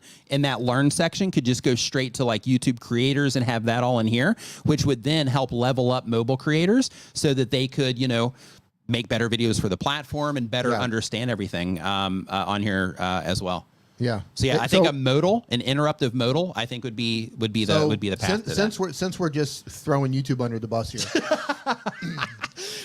Renee is like, oh, you shouldn't have said like, yeah, let me know, right? No, this is great, and this is so awesome having Renee in here, who's YouTube's creator liaison. He's doing an amazing job. And I think it's really cool, man, that you come into our live streams. Yeah, I do too. You take notes and you pass them along to people who don't listen. In the past, but you try. Yeah. No. in the past, like, you know, just for, you know, new content creators. So in the past, the service that Renee gives to the YouTube community, it's awesome. It's unprecedented. Yeah. So nobody gave that type of service. There are other liaisons, and you know, like Matt Koval, for example. He's too, awesome, man. Right? Yeah. He's an awesome, nice guy. You know, shares a lot of great information. Helped a lot of creators. But in terms of the like, Renee goes above and beyond. So like, he's hanging out here to, you know, make sure to keep a pulse on the community. And he's extremely active on Twitter, keeping the pulse over there. You know, sometimes, you know, people will reach out to him for help and they get help, you know, those types of things. So he's going way above and beyond his role. I think he's doing a fantastic job. So but good. It's appreciated, Renee. So you don't say YouTube creator liaison. Yeah. You say a YouTube creator liaison. Oh, okay. That's how good he is. You say YouTube creator liaison. Love it. Just like that. There's no other way to say it. And I will ban you if you say it differently. Yeah. Here's my advice for YouTube. In the chat right now, type in the word yes.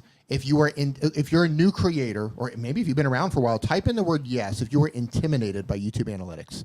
If YouTube Analytics intimidate you... To be fair, though... Hold on. Okay, go. Close it. All right, it's closed. Close it. Go. If you're intimidated by YouTube Analytics, or if you're new to the platform, you don't know which analytics to look at first, which ones as a new creator you should look at, type in yes in the chat right now. Here's what I think YouTube should do for analytics. I think if you're a new creator, okay, so they give us all these like you gotta have 1,000 subscribers to unlock this. You gotta whatever, right? You should at the very least have a toggle option to simplify analytics. Like, you create a brand new channel. Please don't tell me they have this, because that's the look you're giving me. So back in the day, you know that quick view dashboard that you get? No. Yes. But they're already doing that. So basically, they used to have it to where the only option was like advanced mode. But you don't know what to look at. Now... No. You interrupted me, but go ahead. Okay, go ahead. No. Well, I'm just saying they've already got what you're doing. Like, they're working on that right now. Okay, well, look at the chat. Look at the chat. I know, yes. It's still intimidating, but I'm just saying, like, they're working on that. But the messaging is wrong. The messaging isn't clear enough. So they give you, right? So they do give, even on the phone, there's some simplified stuff on here, but new creators don't know what to look at first, right? You come in, what's important and why is it important?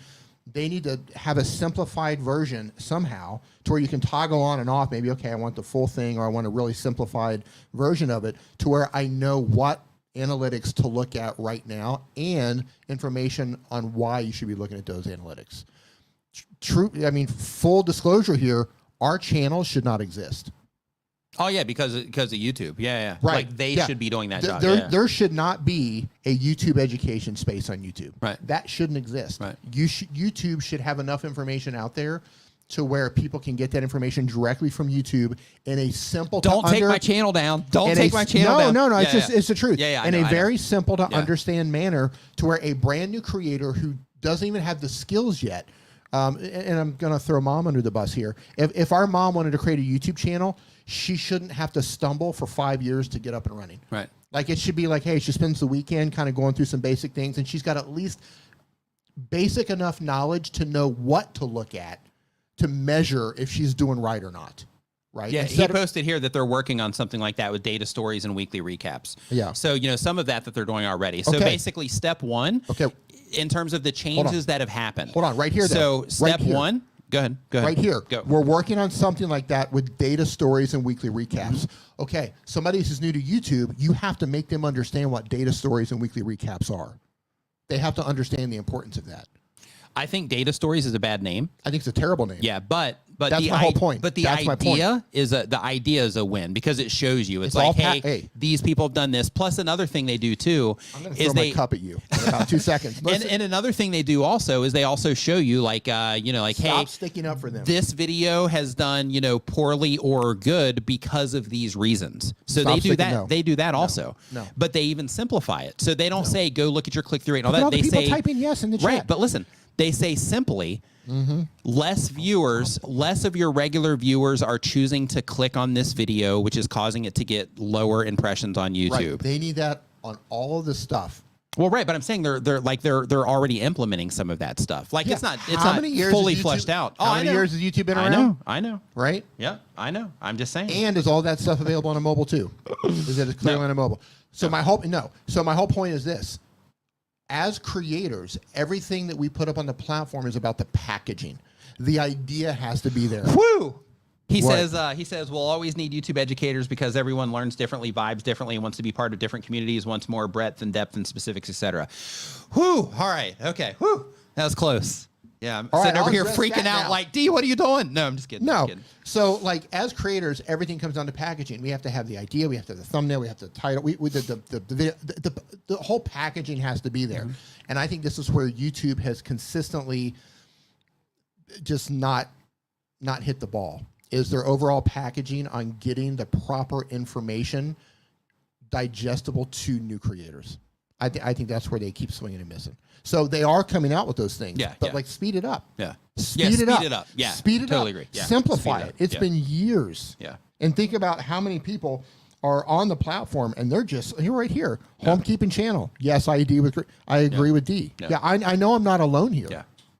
If you agree with D, type in I agree with D in the chat. Sure. So knucklehead over here. Well, no, I like they can definitely be better. I'm just saying that they're already like doing those things. Stand down. So a new content creator doesn't know that they used to only have advanced mode, right? A new content creator doesn't know that. So when forget advanced mode, you just click into YouTube Studio and go, what in the world is going on here? Right. But now they've at least, kind of simplified, the stats and, all of that stuff, and they're making it a lot easier to understand. There's still a long way to go, but they're making it a lot easier to understand, and they're already, kind of walking down that path. Yeah. So definitely accelerated. Probably because of Renee. But I think probably because of Renee. But I think that in terms of the awareness about things on YouTube, I think they definitely need like modals that pop up from time to time. Packaging. They lack the packaging. Yeah, just a modal that pops up and just says like, hey, we have these resources available. Here's links to them and all that. They have it. It's in the dashboard. It's all there. But making it interruptive, right? Look, between like youtube.com/creators, look, the information is there. The packaging is wrong. The packaging is all wrong. That's my whole point. The packaging is wrong. Velomania, our pleasure. Glad you're enjoying the content. And I'm glad everyone in the chat agrees with me. Thank you. Oh, love it.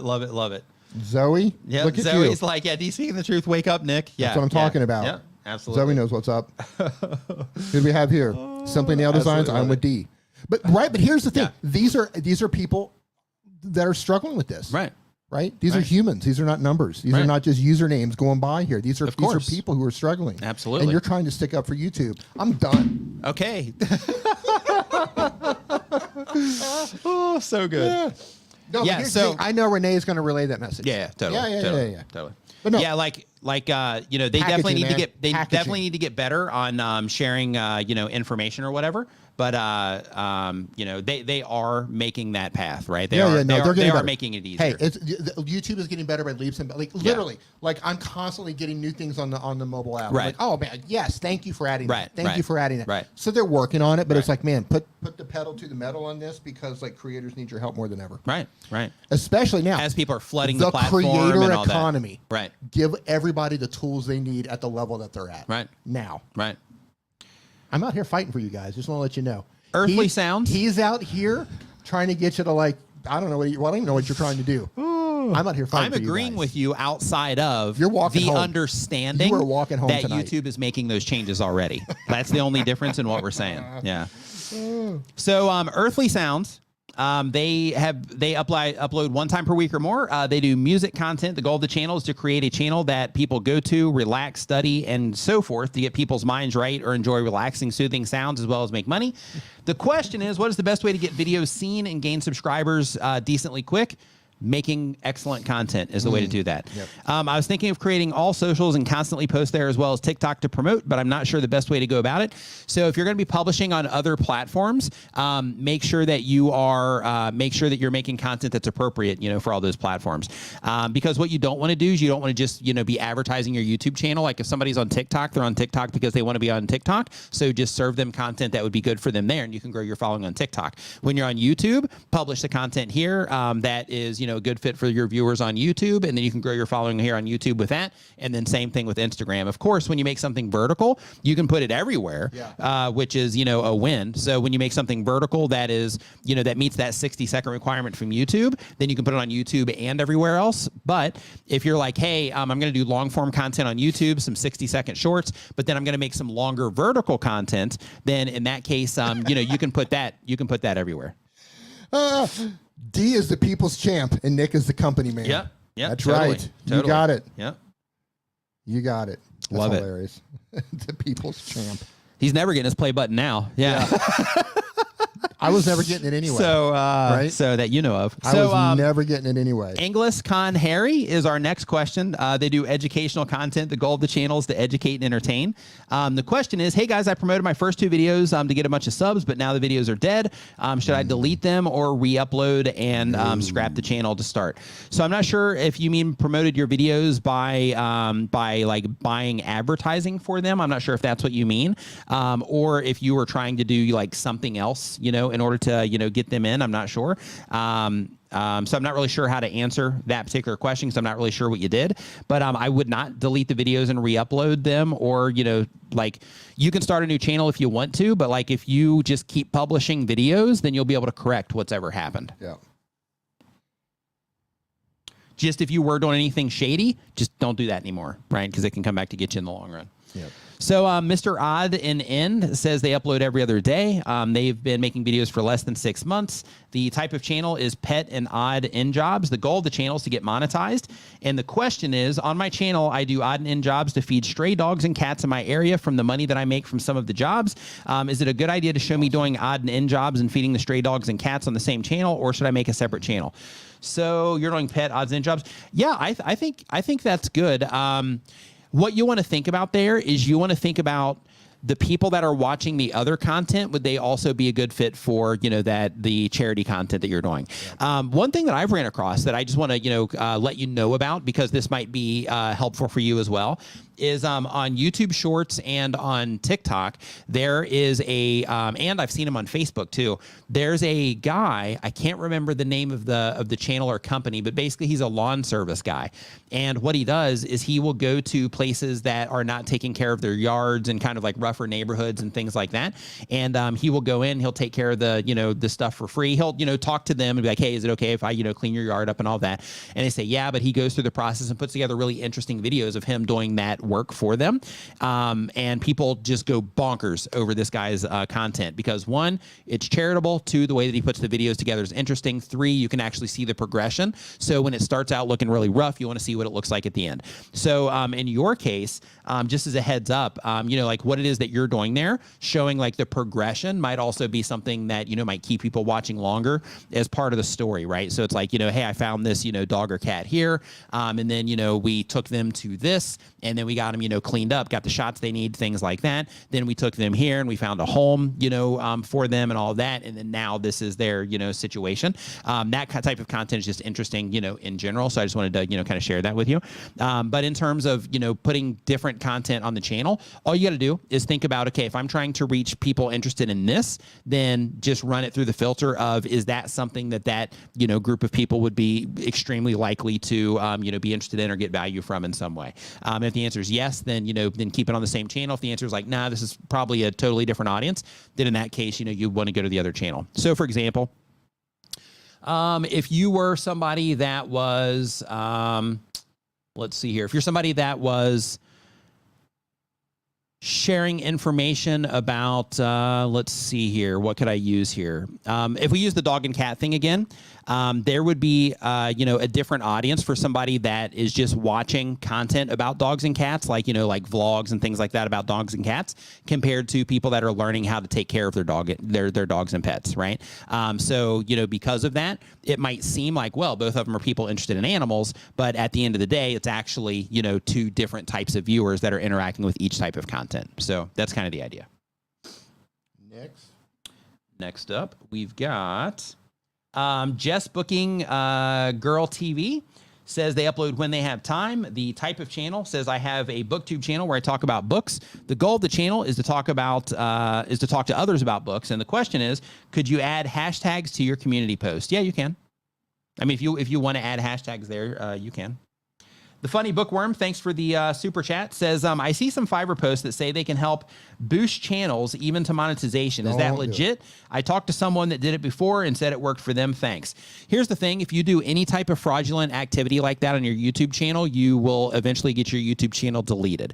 So any type of growth that happens on your channel that is not coming from, organic growth on the platform itself, or any activity that's happening on the channel that, like, if you're buying views or buying subscribers or, any type of activity like that, it's against the terms of service of YouTube, and you will lose your channel over it as soon as YouTube detects it. So because of that, avoid services like that and never use them under any circumstances. The same exact thing applies to any Facebook groups or subreddits or any other communities that you can find on the internet where people are doing like sub for sub or like view for view or any type of like, hey, support my channel, I'll support your channel, and like things like that. You want to avoid all of those things. And the reason for that is because, one, that's just not, the right way to grow a YouTube channel. Two, some of that stuff is, fraudulent and it can cause your channel to get deleted. Three, in some cases, depending on the type of activity that you're doing there, you're essentially growing an audience of people that are only interacting with your channel for the sake of you possibly interacting with their channel, which in turn ends up putting you in a situation to where you've grown a channel to certain stages full of people that don't actually care about any of your content. So because of that, you want to avoid all of that stuff, 100%. So yeah, absolutely don't use those types of services. Let's see here. So next up, we've got Build with Mooney. Build with Mooney. They do how-to woodworking content. The goal of the channel is to share and teach new woodworkers or anyone willing to learn. The question is, how long does it take to get the data on subs being online? I'm not sure exactly how long that takes. I know that some channels will get it faster than other channels, but YouTube has to get a certain amount of information to basically be able to say at scale, this is when most of your viewers are online, and be able to kind of paint that picture over the course of the entire week. So, because of that, it can take a little bit of time, but I'm not sure in terms of the exact number of views or anything like that. I'm not sure. Next.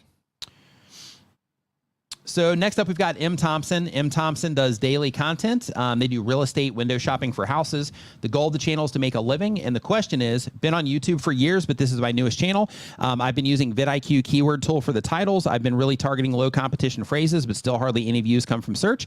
It's mostly browse features and suggested. Am I doing something wrong?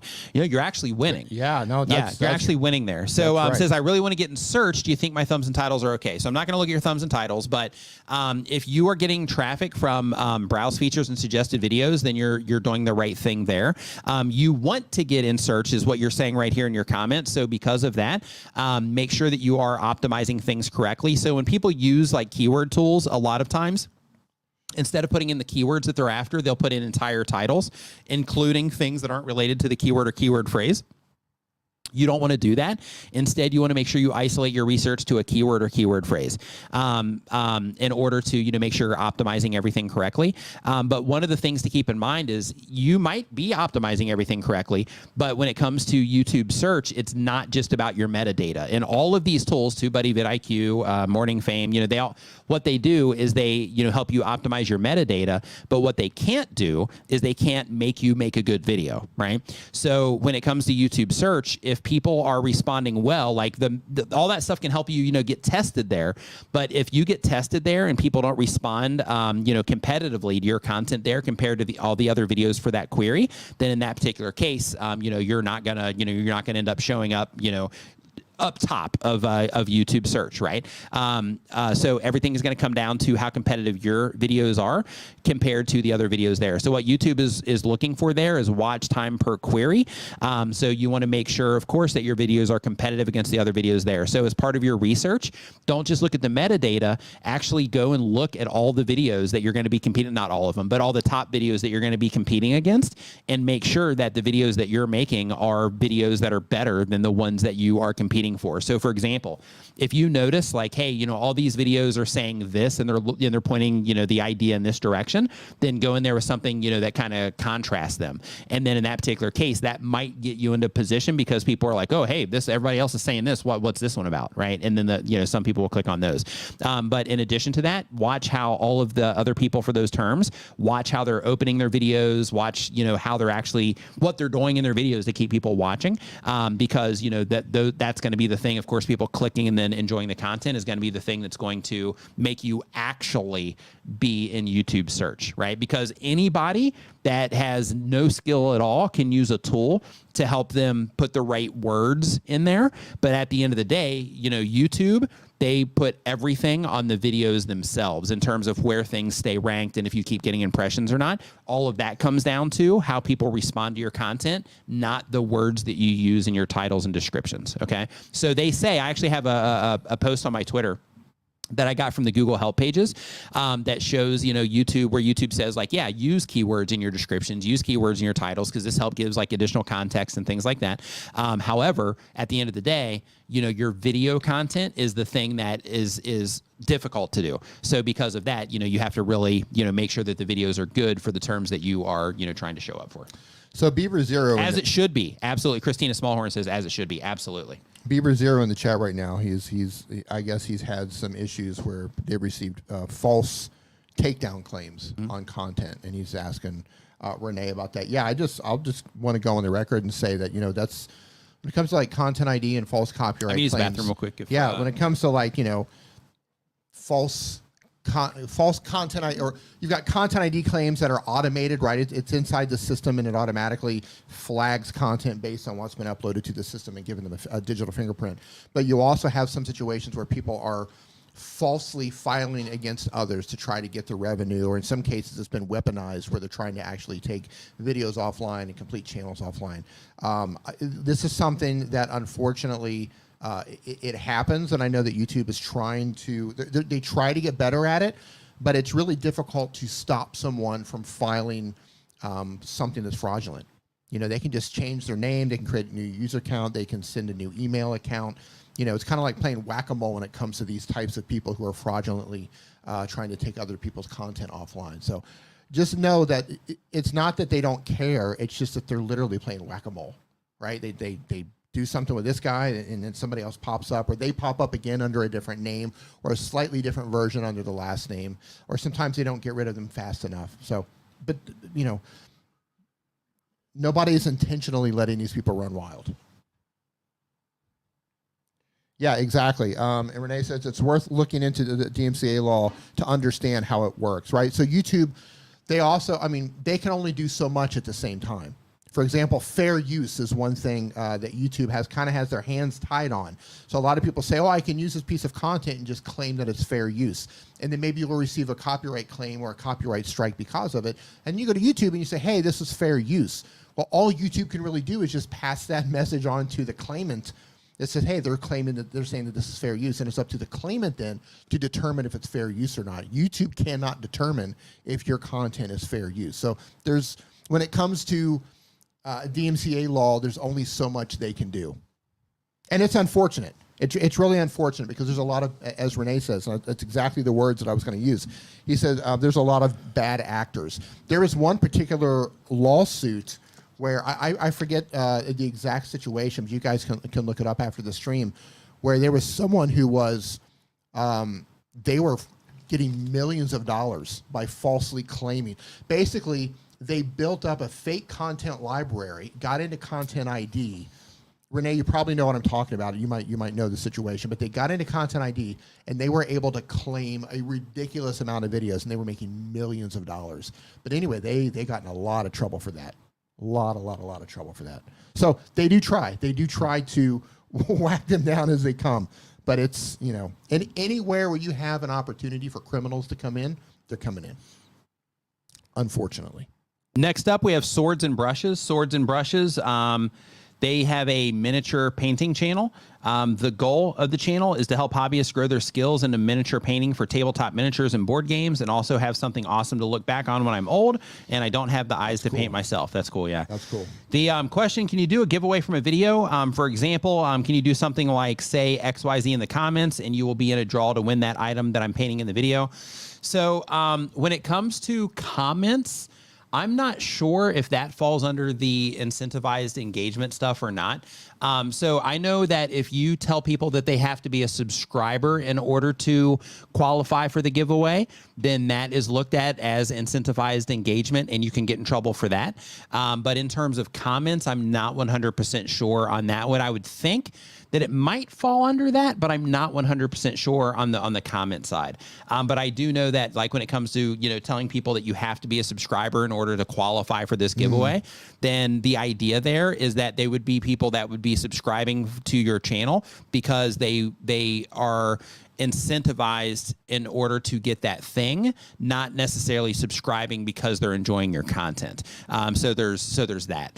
So I would definitely look into their giveaway rules, just to, you know, make sure that you're doing everything correctly there. But I would just try to avoid making it to where, like, the way that you're doing it, and the reason that I'm like, yeah, I'm not sure, is because you need some type of feedback mechanism in order to be able to give the thing away, right? So the comments, you know, technically you could use it for that, just like we do in live streams sometimes. So one of the things that we do in live streams is, you know, like, we'll say, like, hey, put in this hashtag, and then we use StreamYard's giveaway tool to kind of randomize, you know, the people that get picked out of that. And then, you know, like, we'll pull up their screens or, like, whatever, you know, pull up their channels or whatever, and, you know, give them advice. So, you know, that's something that we do. But when it comes to, like, the subscriber side, I would just be, you know, I would definitely, you know, try not to do that. But with the comments, you do need some type of feedback mechanism. But I would go into the Google Help pages. If I was, you know, going to be doing that, I would go into the Google Help pages and just double check. Next. So next up, we've got Game Life 44. They do mobile gaming content. The goal is to grow an entertaining and informative channel. Monetizing will be a plus. The question is, can you please explain YouTube's recommendation system for new creators? What's a realistic expectation for new creators in the gaming niche with less than 100 videos? So in terms of the expectation, like, I'm not sure if you're here when we talked about it before, but every channel grows differently. Everybody gets a different response based on, you know, the creator, based on, you know, how the creator puts everything together, based on the packaging of the video, the content of the video, the topic of the video. There's so many variables that you can't necessarily say, like, okay, well, if you start a gaming channel on Tuesday, by, you know, 3 months from now, you know, you should have this, right? Like, that isn't in place. Some people, it'll take them, you know, 5 years to get to the same place it'll take another person like a month to get to. So, you know, there's a lot of moving parts there. So because of that, I wouldn't try to look at the realistic expectation. What I would look for is progress. So instead of looking at it like, okay, where should I be at now that I have 100 videos? Instead of looking at it that way, start looking at it through the lens of, okay, is my 101st video better than my 90th video? Did people respond to that better? Did they watch it for a longer period of time? Did they click on it more? Like, you know, you want to look for that type of stuff and compete against yourself and just keep getting better and better against yourself, instead of looking at it like, okay, I've got 100 videos, I'm in the gaming niche, where should I be, right? Just keep trying to improve, and that will be the path that actually, you know, get you what you want. But in terms of the recommendation system, how everything works is, and YouTube actually has this information publicly available. If you type in, if you go to Google, this is more of a viewer focused thing. But if you go to Google and you type in how YouTube works, you're going to see one of the pages is an official YouTube page, and it's viewer focused, which means that it's actually made more for the viewers than it is for creators. But they explain. And basically the idea is, when you publish your videos, the video goes out to a group of people that are the most likely to engage with and enjoy your content. From there, based on how those people respond, if they respond positively, then you're going to get, you know, more impressions on that video, and it's going to go out to a larger group of people. And then that process keeps repeating until it hits a threshold of like, okay, people aren't really responding to this anymore. And that can happen quickly. It can happen with that very first group. Like, for example, if you grow, because you mentioned you have a gaming channel. So since you have a gaming channel, And YouTube has identified that, okay, when this channel publishes a video, it's usually, you know, people that are into games, maybe even specifically a certain game that typically respond to this content. What can happen is if you publish a video on like how to grow flowers, then in that particular case, a lot of gamers are going to be like, well, you know, they're not even going to click on it. Like they'll just gloss right over it. They won't even hardly see it, you know, in their mobile feed. So because of that, the response that you would get on that would be less, just because it might be shown to, you know, some of those people. So that's why it's important to make sure that you're always thinking about like, okay, who's my target viewer? Who's that I'm actually trying to reach with this content, so you can give yourself that, you know, that leverage, so to speak, or that advantage. But basically the thing to think about is that first group, they're the most qualified. And then as that, you know, as the groups expand, they just get less and less qualified to be an ideal fit for your video. They might watch videos about games sometimes. Maybe, you know, they watch, maybe they look around for like tips and tricks about games. And because of that, YouTube's like, hey, they are interacting with some gaming content. So they might be in this group out here, right? But not in that initial group. So that's pretty much the idea. But keep in mind, YouTube also continues to give videos impressions over time. And what that means is that, let's say that initially your video doesn't do that great, or let's say you start climbing and then you just flatten out, right? So what can happen is in that particular case, let's say your video just kind of flatlines for the most part. Over time, you'll continue to get impressions on that video because YouTube continues to test that video against people over time. And as soon as it tests it against a group of people and they start responding to it, you know, at a competitive level again, then you can also see videos start taking off, you know, more, or just getting more activity from those new groups that they've tested it against and they've responded to as well. So it kind of, you know, restarts that process again for, you know, additional groups. Yeah, I want to add something to that, because this is like the second or third time you've answered a question where they mentioned having over 100 videos or something like that. And I know myself, I've done it, and you've probably done it. I know Roberto does it. A lot of times you'll hear people recommend things like, you know, well, make 50 videos or make 100 videos. That isn't, a lot of people get this wrong. People think, oh, well, if I make 100 videos. I had this conversation yesterday with somebody. Did you? If I make 100 videos, then everything's going to fall into place. That 100 videos is more for you to learn the skills. Yep. Than anything, right? It's not like, oh, you need to make 50 videos or make 100 videos in order for YouTube to understand what's going on.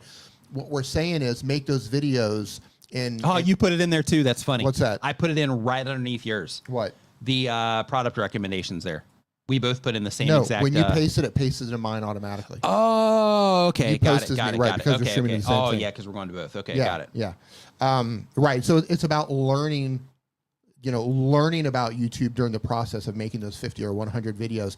And that doesn't mean just quickly pump out as many videos as you can, as crappily as you can make them. Actually slow down and learn to try to make each video a little bit better than the next one, right? Try to improve along the way. By the time you get to that 100th video, you should probably, if you did it right, you should have a really good understanding of how YouTube works, how to edit video, how to communicate a little bit more effectively, how to make better thumbnails, how to craft your titles, and so on and so forth. So it's not a magic number of, you know, make 50 videos or make 100 videos and YouTube's going to figure you out. That's not what we mean. Yeah, so once you get to the bottom of that page, there's an additional link. So I just dropped a link in the chat that basically goes to the public-facing page that I was talking about. And when you get to the bottom of that page, there's going to be another link that takes you further into more information about the recommendation system. Click that link, and you'll get a lot more. You'll get a lot more information there. Yeah, one more thing I want to add to that before we go on to the next question. It might take you a lot more than 100 videos. Yeah, it could. Like, you know, some people I just naturally... Or it could also take you a lot less, too. Right. It could take you... It could go either way, depending on you. It could take you 2 videos. It could take 10 videos. It might take 100. It might take 1,000.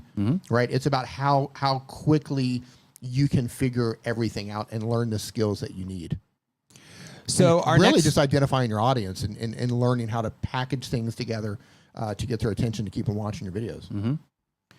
The next channel here is from Game Life 44. Game Life 44, they upload 1 time per week or more. They do mobile gaming content. The goal of the channel is to grow an entertaining and informative, fun channel. Monetizing will be a plus. I think we did this one already. Yeah, we did this one already. Okay. Familiar. So next up, we've got iFun Chris. iFun Chris says the type of channel is Down syndrome and having fun. The question is, feel free to share my YouTube channel with you and your fans too. I not want a channel review. So with that, of course, you know, we don't, you know, share channels, but thank you. Yep, thanks, man. Vigard, what's up, man? Hope that you are doing fantastic. Vigard. Nice to see you in here. Hope you are doing great. And Christina says, took me a year to get 1 video to reach 1,000 views. I nearly cried. Yeah, it's the grind, right? It's the truth of, you know, of what creators experience, you know. It took me 5 months to get my first 150 subscribers on my YouTube channel. So here's a fun fact. I had 500 subscribers before I published my first video. Yep. On your Dean Emmon channel? Yeah. Because I was streaming with you on your channel. Right. So I thought you crossed over 1,000, didn't you? Before you published your first video? No, it was over 500. Oh, okay. Yeah. But there's just show you, like, everybody's at their own pace. Right. That doesn't mean that I earned those 500 subscribers. Well, you did by streaming here, by getting people to like you here, letting people know what it was that you had. So basically, but they had no idea the content that was sure. So I let them all down, and they all left. So RPG Elite says they upload 1 time per week or more. They do tabletop RPGs. The goal of the channel is to make the user's tabletop RPG experience more immersive and enjoyable through tools, tips, tutorials, and real talk about the tabletop RPG space and culture. The question is, when should a channel think about sponsors, and what are some beginning steps in that department?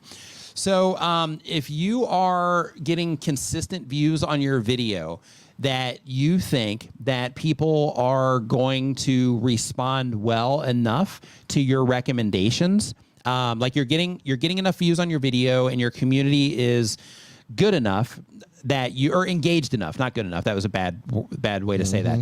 But if your community is engaged enough, then you can start working with sponsors relatively fast, like 5,000 subscribers or something, or in some cases less. Some people that are like really talented that also know how to grow YouTube channels and stuff.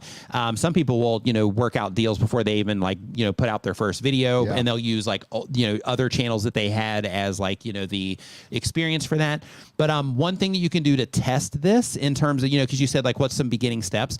So the very first thing that you want to do is you want to start learning how well your audience responds to your recommendations. So a great way to do that is find a product, and it doesn't matter how big your commissions are in this case because you're using it as an experiment, but find something that you can promote as an affiliate from your channel that would be a great fit for your viewers, and make some content around that and recommend that.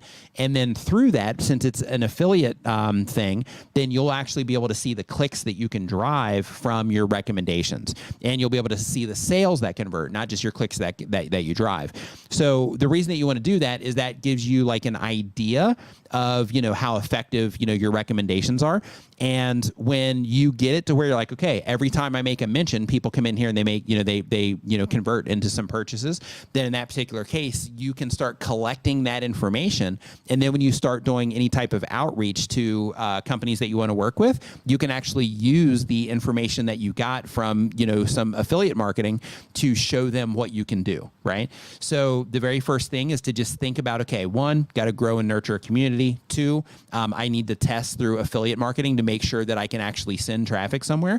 And then once you get that part to where you can consistently send traffic somewhere, then you can reach out to different companies around your space and show them hey, I started mentioning this and I was able to send this amount of traffic. They converted into this many sales, blah, blah. And by doing that, you are letting them know the essential return that they might get from that marketing budget that they'll spend with you. Because essentially what that is they're instead of using Google ads or something like that to advertise, instead they're using you as the content creator to advertise. So because of that, or to spread awareness, everybody has different goals. So when you start working with sponsors, some people, they just want the awareness, right? Hey, we just want people to know we exist. Other people, they want direct conversions. So when you can provide the affiliate information, then you're proving that you can do direct conversions. And if you can do direct conversions, then the awareness is in there by default, right? Because there's going to be a lot of people that hear about that want to actually make the, that want to actually click or make the purchase. So you want to make sure that you do that. And by doing that, that will give you, the information that you need to start approaching companies. Next, we got Mr. Odd and End. I think we answered a question from you. Do we have a second one? Yeah, we did. Okay, yeah, we answered that one already. So they just put it in there twice. So next one, we got My Yarn Loft. My Yarn Loft does crochet content. The goal of the channel is to get into the YouTube Partner Program. And the question is, how to get longer views from crochet tutorials. My tutorials answer specific questions, but don't get longer views. The videos that get more views are yarn buying and unboxing types, but I don't like making videos about that. So if your audience is enjoying those, but you don't like them, then of course you should prioritize what you like and what you don't like. When it comes to them getting longer, or you getting longer views from your crochet tutorials, In that particular case, that's going to come down to like your editing, your storytelling, how you're actually putting the content together. It's going to come down to how you're packaging that content, because your topic, which is expressed through your thumbnail and title, those build an expectation for the viewer that would click on your content to come in and watch it. So if you're matching the expectation good and you're delivering on what they would expect from clicking on that content, then of course people are going to watch for a longer period of time there, because you're giving them exactly what they're expecting to get. If you're too clickbaity and you're way, kind of over the top on being sensational and stuff like that, then in that particular case, they might expect something like massive and huge, but then they come in and they're like, oh, it's just this. And then, that would cause somebody to leave, as an example. So because of that, you want to make sure that you're just matching that up right, and that you're, delivering on the expectation that gets built up through your thumbnail and title on your video. So that's step number one on that particular process. In addition to that, if you can only keep people, just as a heads up, if you can only keep people watching, let's say for 5 minutes, but you're making videos that are like 20 minutes, then in that particular case, you might want to start shaving them down. So for example, instead of sitting there and going through like a whole tutorial and showing everything, and I'm not sure if that's what you're doing, I'm just using this as an example, but instead of doing a tutorial where you're showing like everything in kind of like real time, having it like, okay, first you do this, you put it through here, you put it through this hole, do this, then you do this, and you make it just like a tighter, experience for them, so that they can have very clear steps to follow, versus it being just kind of like a long drawn out thing. Those types of things can also get people through the content, faster, and help them, watch it longer, because it's clear the process that you are taking them through. Next. I Wanna Grows. Oh, look at this really quick. They do gardening. Hold on real quick. Gardening, no face and no talking content. The goal of the channel says, I want people to get relaxed watching me gardening, tinkering, and gain some vegetables growing knowledge in a relaxed pace. The question is, I experiment and change thumbnails. How far back would you go to change past thumbnails to make the channel look more consistent? It's just a hobby, but I want to look polished. So if you're doing it for performance, then you would go in and you would look for any videos that have like decent watch time on them, but they have a low click-through rate compared to the impressions. And to figure that out, you got to look at just a general ballpark average of your, that happens on your channel when you publish videos. But for that, you can go back, as far as you want, and update, your thumbnails and titles, if you wanted to. But I would just make sure that you are focused on like, changing the thumbnails of videos that need the thumbnail changed versus changing it for the sake of appearances. So I just want to make sure you have that recommendation. Go ahead, D. Someone in the chat said, Life in Canada says, I tried YouTube Shorts for 100 days and now I have around 58,000 subscribers. Nice work. Congratulations to you. High five and fist bump for that. Yep. Next question is preaching for God's glory. They do Bible teaching and cultural commentary. The goal of the channel is to reach more people, to reach a full-time revenue. And the question is, what is the best way to optimize replays or live streams for the replay? To countdown turn on the replay, since people will just skip past the countdown. However, if I trim that part of the video, I lose the live stream chats. What do you recommend? Also, is it possible to trim live stream without losing the chats? So here's what I recommend. I actually have a lot of videos on this on the StreamYard YouTube channel, and I talk about this a lot because, when you're live streaming, depending on, your audience, you might get a lot of your views might come from the actual replay. So because of that, when you are setting everything up, the very first thing you want to think about is, if you have any type of countdowns and all that stuff, if you're live streaming to YouTube, don't use them anymore.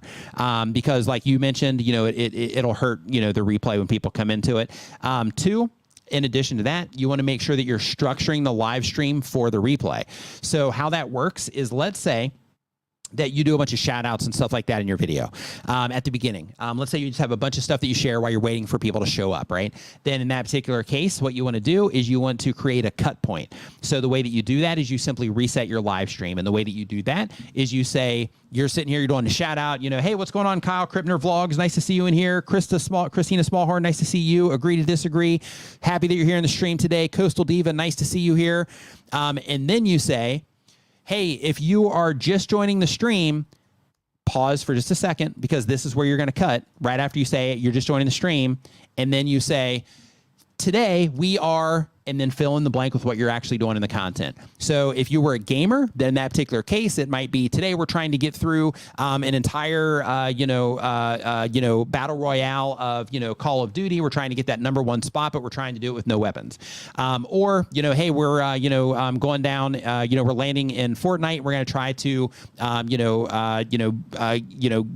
#1 with, only 20, bullets or something like that, right? So there's a clear challenge. Those Oz. Right. And there's a clear challenge, right? And with that challenge, it gives people just a little bit more incentive versus like, hey, just watch me play this game, right? So make sure that you are trying to accomplish something there. But that cut point, though, when you go in on the replay in the YouTube editor, and you'll lose the chat, but it's fine because it's the replay. All you have to do is look for that cut point where it's right at the end of, if you're just joining the stream. And then today, we're talking about blah, blah, blah. And then you cut right before you say today. And then when somebody comes in on the replay, that's the part they're going to experience, which is why you want to put the hook or what you're trying to accomplish there. So video influencers used to do that flawlessly.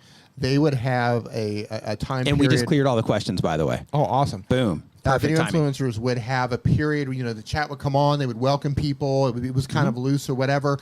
Then they would let everybody know that they're going to actually start the podcast. And then they would pause. And then it would start with their hook, just like they would a video, and it would carry on from there. Then it would come back and cut off the beginning. So they had that audience interaction. Video creators does that too. Video creators does it too. So they would have that interaction and the community building aspect of it. And they would welcome people coming in. And then for the replay, that stuff was gone. And then they would make sure that the title and everything was actually titled for video. Right? There was nothing on there at that point after they cut it off. Nothing would let you know that it was an actual live stream. Everything was completely tailored around, this is just a long video podcast. Yep. You did it really well. Beaver Zero appreciated that tip. So thank you for the super chat on that tip. Glad that you enjoyed it. Yeah. So yeah, if you enjoyed that, just as a heads up, so go to the StreamYard YouTube channel. If you just go to YouTube search and you type in StreamYard, it'll come up. There's like some videos there too, but if you just kind of scroll, you'll find the actual channel. But click into that, and then I have an entire playlist. I think he's got some videos in there too. But there's an entire playlist over there about if you're live streaming to YouTube specifically. So click into that playlist. There's just a mountain of content in there that just talks about, like optimizing for YouTube and all of that. The entire playlist is just about live streaming to YouTube. So if you enjoyed that, then definitely make sure you check that out. And on that note, I want to thank everybody for hanging out. D, great stream there. I want to thank everybody for hanging out. Have a awesome rest of your weekend. And I just want to remind everybody that, if you are somebody that's new and you're just getting started on YouTube, just remember that, like we were talking about many times throughout the stream, everybody, comes in at a different pace and everybody comes in with different things that they know and understand and different skills and all that stuff. So if you're, at the beginning part of this journey, I encourage you to embrace the learning curve and just understand that, if things aren't working out for you right now, it's a series of things that you have to learn and apply.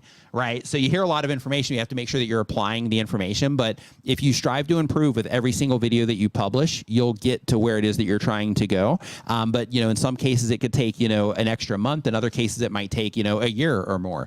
But if you continue to keep, improving and keep trying to understand what it is that you're doing, then, you are drastically increasing your chances of getting exactly what it is that you want on YouTube. But all it is a learning curve. That's it. So if you can get through the learning curve, just like if you were to start learning how to play an instrument or something, initially it's tough. You got to learn all the stuff about it. But once you get it, then you can play. Same exact thing with YouTube. The skills that you're going to learn through this process, you'll be able to transfer into all kinds of different stuff because you got to learn so much. So just embrace that learning curve and keep at it, and have a great rest of your weekend. And I'll see you next time. And by the way, we've got a bunch of links and stuff down in the description, a bunch of helpful tools, links to Dee's channel, stuff like that. So make sure you check them out. Link to VidSummit. And just as a reminder, October 3rd through the 5th, I'm going to be at VidSummit in Dallas, Texas. So just make sure that you check out the information on that if you have the ability to go.